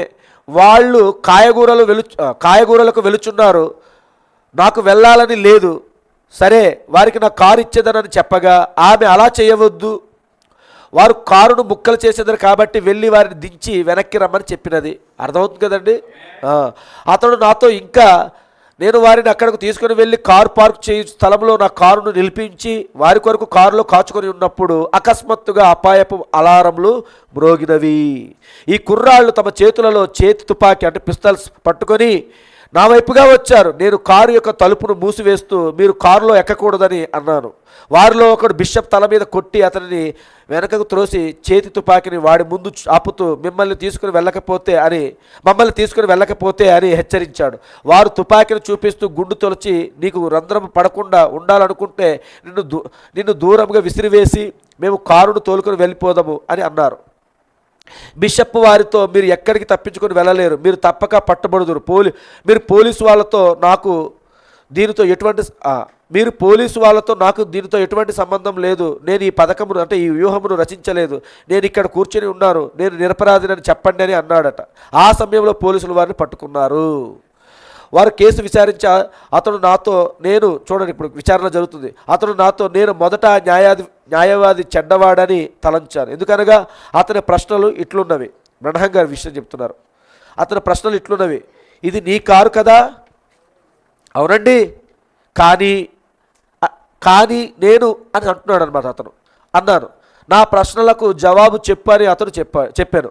ఓ సోదరుడా, అపవాదికి అలాగు చెయ్యి మార్గం ఉన్నది, నా ప్రశ్నకు జవాబిమ్ము అనెను. ఈ కారు నీదేనా అని అడిగాను. అవునన్నాను. అది నీ లైసెన్స్ నంబరా? అవునన్నాను. నీవు ఆ పార్కింగ్ స్థలంలో ఉన్నావా అని అడిగాను. అవును కానీ నేను అన్నాను. నా ప్రశ్నలకు జవాబు చెప్పు ముందు అన్నాడు. అవునండి అన్నాను. అయితే నీవే దోషివి అన్నాడు. పరిస్థితులు రుజువును బట్టి అతనికి 10 సంవత్సరములు జైలు శిక్ష, తక్కిన వారికి యావజ్జీవ శిక్ష వేసిరి. ఎన్ని సంవత్సరాలండి చూడండి. అతను ఇట్లా చెప్పాను, చూడు సోదరుడా, నేను కేవలము దుష్ట జనాంగముతో కలిసినందుననే ఇది జరిగేను. ఎందుకు చూడండి, ఎందుకు ఇది మనకి చెప్పబడుతుంది. ఎవరిని నిందించవలసిన పని లేదు, నన్ను నేనే నిందించుకొనవలెను. అది నిజము. అతడు తన ఒత్తిడిని బయటకు వదుటకు 10 సంవత్సరములు వేచి ఉండవలెను. అతని కొరకు నేను ప్రార్థించాను. నాతో అక్కడ సహోదరుడు వుడ్ ఉండెను. మేము నీటి యొద్ద కూర్చొని ఉన్నాము. ఆ కుర్రవాని చేయి పట్టుకొని ఆ నీటి యొద్దనే ప్రార్థించాము. దేవుడు అతనికి విడుదల ఇవ్వవలనని ప్రార్థించాము. దేవుడిచ్చునని ఇంకా నేను అతని కొరకు ప్రార్థించుచున్నాను. ఏమిటది? ఒత్తిడి. అమాయకుడు, ఒక నిరపరాధి. ఆ మనిషికి ఒక తరుణం ఉండవలెను. చూసారా? మరి అన్నీ కూడా మీరు ఇంటికి వెళ్ళిన తర్వాత మిగతా చదవండి. చాలా అద్భుతమైన వర్తమానం ఇది. మీరు సరైనది చేయగోరున్నచో ఒక ఆశ్రయపురం ఉన్నదని చెప్పుటకు నేను ఎంతో సంతోషించున్నాను. హల్లెలూయా. ఈరోజు ఆ ఆశ్రయపురం ఏమిటండి? ప్రభువైన యేసుక్రీస్తు. మరి ఇప్పుడు ప్రభువైన యేసుక్రీస్తు అంటే డినామినేషన్ల వాళ్ళలాగా మనం యేసుక్రీస్తును వెంబడిస్తున్నాం, యేసుప్రభు నమ్ముకుంటున్నాం, యేసుప్రభే నా రక్షకుడు, యేసుప్రభే నా విమోచకుడు, యేసుప్రభుని నమ్ముకుంటే సరిపోతుందంటే ఏ ఆత్మది? అక్కడితో ఆగిపోకూడదు. అసలు యేసు ప్రభు ఎక్కడున్నాడో చూడాలి. యేసు ప్రభు ఇప్పుడు ఏ రూపంలో ఉన్నాడో చూడాలి. యేసు ప్రభు ఇప్పుడు ఎలా పనిచేస్తున్నాడో చూడాలి. ఆయన ఏ స్థలంలో నివసిస్తున్నాడో చూడాలి. ఆయన ఎక్కడ తన ఆశ్రయపురాన్ని నిలబెట్టుకుని ఉన్నాడో చూడాలి. అక్కడ నువ్వు వెళ్ళాలి. హల్లెలూయా. ఆ ఆశ్రయపురం ఈ గడియ వర్తమానం అని నేను నమ్ముతున్నాను. ఈ గడియ వాక్యమే, ఈ గడియకు దేవుడు అభిషేకించబడిన వాక్యమే మన ఆశ్రయపురం. హల్లెలూయా. కాబట్టి ఆ ఆశ్రయపురంలో మనం పరిగెట్టాలి. ఆ ఆశ్రయపురంలో నివసించినప్పుడు నీ జీవితంలో ఎటువంటి అలజడులు వచ్చినా, ఎన్ని ఒత్తిళ్ళు వచ్చినా, ఏది చేసినా కానీ ఏమీ జరగదు. కారణం ఏంటంటే ఆ ఆశ్రయపురం చుట్టూ కూడా గొర్రెపిల్ల యొక్క రక్తం ఉంది. హల్లెలూయా. అది గొర్రెపిల్ల యొక్క రక్తంతో ఆవరించబడి ఉన్నది. ప్రవక్త అన్నాడు ఈ వర్తమానంలోని, ఆయన అంటున్నాడు, ఒక సంభాషణ జరిగింది. ఆ ఆశ్రయపురము ఆ గొర్రెపిల్ల యొక్క రక్తాన్ని కలిగి ఉన్నది అని చెప్పి ఇజ్రాయేల్ ప్రజలు ఐగుప్తు దేశంలో ఉన్నప్పుడు వాళ్ళు బయటికి రావడానికి ముందు వాళ్ళు ఒక పస్కా పండుగను ఆచరించారు. ప్రతి ఇంటిలో కూడా ఆ పస్కా బలిపశువు యొక్క రక్తంతో ఆ ఇంటి కమ్ములకు, అడ్డు కమ్ముకి, నిలువు కమ్ముకి రక్తం పోసిన తర్వాత ఆ ఏదైతే రక్తపు గుర్తు కలిగి ఉన్న గృహం ఏదైతే ఉందో ఆ మరణదూత ఆ గృహంలోనికి వెళ్ళదు అని అన్నది. అలాంటి సమయంలోనే ఆ 2 రెక్కలతోని ఆ మరణదూత ఆ వీధులు గుండా, ఆ ఐగుప్తు వీధులు గుండా తిరుగుతూ ఉన్నప్పుడు ఆ వీధుల్లోని అనేక ఇళ్లలో నుంచి ఆ మరణఘోష వినబడుతూ ఉందంట. అర్థమవుతుందండి? ఆ మరణఘోష ప్రతి ఇంటిలోని ప్రథమ సంతానంగా ఎవరైతే ఉన్నారో, మొట్టమొదటి సంతానంగా ఎవరైతే ఉన్నారో, ఆ పెద్ద కుమారుడు ఎవరైతే ఉన్నారో వారు చనిపోతూ ఉన్నారు. వాళ్ళు చనిపోతున్నటువంటి ఆ మరణఘోష వినబడుతూ ఉంది. కానీ ఎవరైతే రక్తపు గుర్తు కింద ఉన్నారో, ఎవరైతే ఆ గొర్రెపిల్ల యొక్క రక్తం గుర్తు కింద లోపల ఉన్నారో వాళ్ళు క్షేమముగా భద్రంగా ఉన్నారు. అదే మన ఆశ్రయపురము అన్నాడు. అయితే ఆ గృహం లోపల ఉన్నప్పుడు ఒక చిన్న అబ్బాయి, ఒక చిన్న కుమారుడు ఆ ఇంటికి ఉన్నటువంటి ఆ గృహంలో ఉన్నటువంటి ఆ కుమారుడు కిటికీలో చూస్తున్నాడు అనమాట. ఆ కిటికీలో చూస్తూ ఉంటే మరణదూత ఆ ఇంటి వైపు రావడం చూశాడు. మీకు అర్థమవుతుందండి? ఆ మరణదూత నల్లగా ఉండి ఆ మరణదూత ఆ ఇంటి మీదకి రావడం చూస్తూ ఉన్నప్పుడు ఆ ఇజ్రాయేలు కుమారుడు ఆ కుమారుడు అంటున్నాడు తన తండ్రితో, నాన్న ఏంటి మన వైపు ఆ మరణదూత మన ఇంటి వైపు వస్తున్నది ఏమిటి అని అంటుంటే, ఓ నా కుమారుడా, నువ్వు ఆడుకో, నీ బొమ్మలతో నువ్వు ఆడుకో అంటున్నాడట. కారణం ఏమిటి అని అంటే మన ఇంటికి రక్తపు గుర్తు ఉన్నది, మన ఇంటికి రక్తపు గుర్తు ఉన్నది. నువ్వు భద్రతలో ఉన్నావు, నువ్వు క్షేమంలో ఉన్నావు. ఇదిగో ఈ బొమ్మలతో నువ్వు ఆడుకో అంటున్నాడు ఆయన. ఈ వర్తమానంతో నువ్వు ఆడుకో, ఈ టేపులతో నువ్వు ఆడుకో అంటున్నాడు ఆయన. ఈ వాక్యంతో నువ్వు ఆడుకో అంటున్నాడు. కారణము మన కొరకు కలువరి సిలువలో ఒక గొర్రె పిల్ల వధించబడినది. ఇప్పుడు ఆ రక్తపు గుర్తు కింద ఇప్పుడు మనం ఉన్నాము. హల్లెలూయా అంటున్నాడు.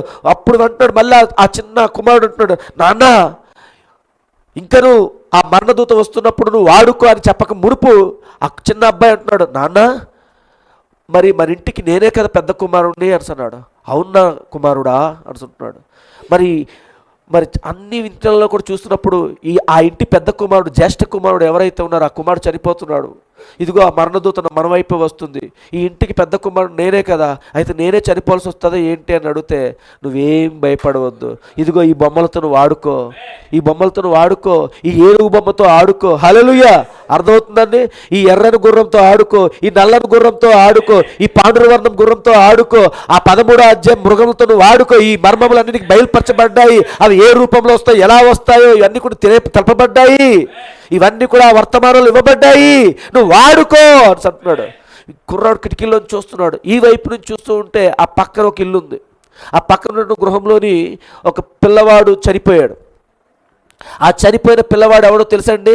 వీడు వాడు కలిసి రోజు క్రికెట్ ఆడుతూ ఉన్నారట, వీడు వాడు కలిసి రోజు చెస్ ఆడుకుంటూ ఉన్నారట, వీడు వాడు కలిసి రోజు రోడ్డు మీద ఆడుకుంటూ అన్ని ఆటలు ఆడుకుంటూ రోజు కలిసి మెలిసి ఎన్నో సంవత్సరాలు తిరుగుతున్నటువంటి కుమారుడే. తన స్నేహితుడు చనిపోయి ఉంటుంటే, నాన్న నా స్నేహితుడు చనిపోయాడు నాన్న, అయితే మనము చనిపోతామంటే, ఏమీ భయపడాల్సిన పని లేదు నాయన. వాళ్ళింటికి కూడా ఒకవేళ ఆ రక్తం గుర్తుంటే ఆ మరణదూత వెళ్ళకపోను, కానీ ఎన్నిసార్లు వాళ్ళకి వాక్యం వినిపిస్తున్నాము, ఎన్నిసార్లు వర్తమానం వాళ్ళకి వినిపిస్తున్నాము, ఎన్నిసార్లు ఆయన చెప్తూనే ఉన్నాడు, కానీ వాళ్ళు వినకుండా మాకు ఏమి జరగదులే, మేము ఇలాగే ఉంటాము, లోకమంతా ఇలాగే ఉంది, మేము అలాగే ఉంటాం అనుకున్నారు. కానీ మరణదూత వచ్చింది, స్నేహితుడు చనిపోయాడు, అయ్యో అని భయంతో ఉన్నాడు. హల్లెలూయా. కారణము వీళ్ళు ఎందుకు అంత క్షేమంగా ఉన్నారు? ఆ తండ్రికి తెలుసు గొర్రెపిల్ల రక్తము ఎంత శ్రేష్టమైనది. హల్లెలూయా. హేబేలు రక్తము కంటే మన ప్రభువు అయినటువంటి యేసుక్రీస్తు రక్తం మరీ శ్రేష్టమైనది. హేబేలు రక్తము చూడండి, హేబేలు రక్తం అది మానవ శరీరంలో నుంచి వచ్చినటువంటి రక్తము. మానవ రక్తానికే మొరపెట్టడానికి అంత శక్తి ఉంటే, దైవ రక్తము, దేవుడు రక్తము, దేవుడు స్వయంగా తన రక్తాన్ని చిందించి కొన్నటువంటి ఈ సంఘము కోసం ఆ రక్తము ఎంతలా మొరపెట్టాలి, అది ఇంకా ఎంతగా మొరపెట్టాలి. కాబట్టి ఆ మొర వెనకాల ఈరోజు మనకి భద్రత ఉంది, ఆ రక్తం వెనకాల ఈరోజు క్షేమం ఉంది. ఏమిటి అంటే మనం గొప్ప ఆశ్రయపురంలో ఉన్నామండి. ఆ గొప్ప తీవ్రమైన ఒత్తిడి నుంచి నువ్వు తప్పించబడాలి అంటే నీ క్షేమకరమైనటువంటి ఒక ప్రదేశం ఎక్కడుంది తెలుసండి? వర్తమానమే.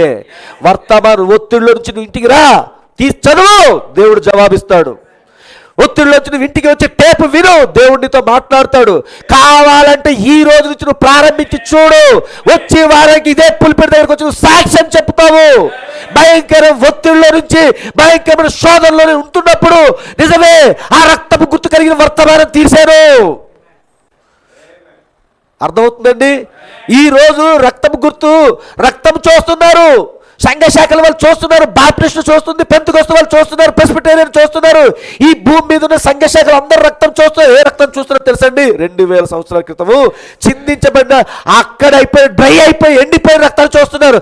కానీ ఆ రక్తం ఇప్పుడు పలుకుతూ ఉన్నది, సజీవంగా మాట్లాడుతూ ఉన్నది, జీవము కలిగి ఉన్నది.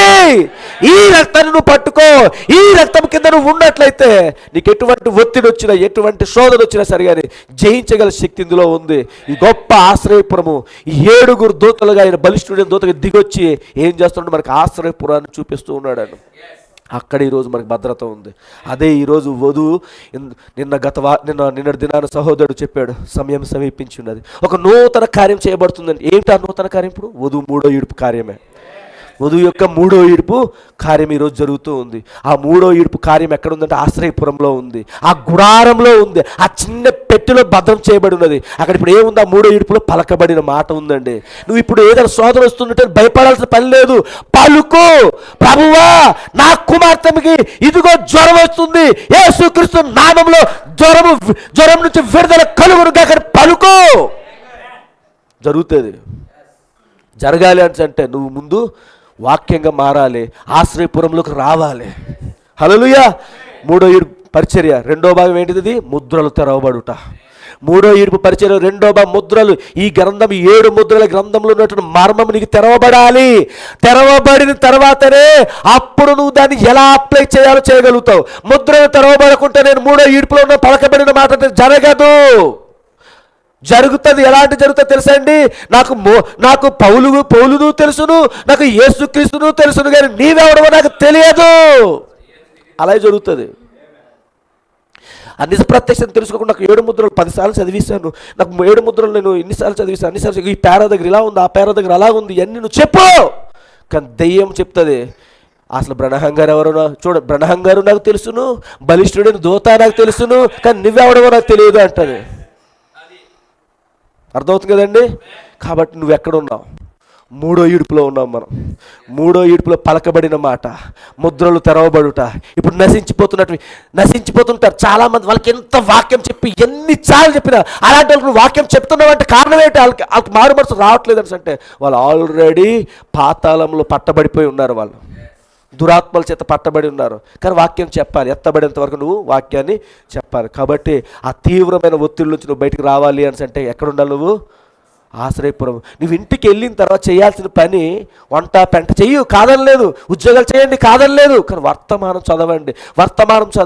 ఒక్క వర్తమానం మీ ఇంటి దగ్గర ఉంటే ఒక్క వర్తమానం 100 సార్లు చదవండి. ఒక టేపు మీ ఇంటి దగ్గర ఉంటే ఒక టేపు 100 సార్లు వినండి. అర్థమవుతుందండి? టేపు వినండి, వర్తమానం చదవండి. సమస్యల నుంచి బయట పడతావు. ఖచ్చితంగా అదే జరుగుతుంది. అదే ఒత్తిడిని విడిచిపెట్టబడుట. ఈ కొద్ది మాటలు దేవుడు దీవించినట్లు చిన్న ప్రార్థన చేసుకుందాం. God bless you. మనందరం లేచి నిలబడదాం.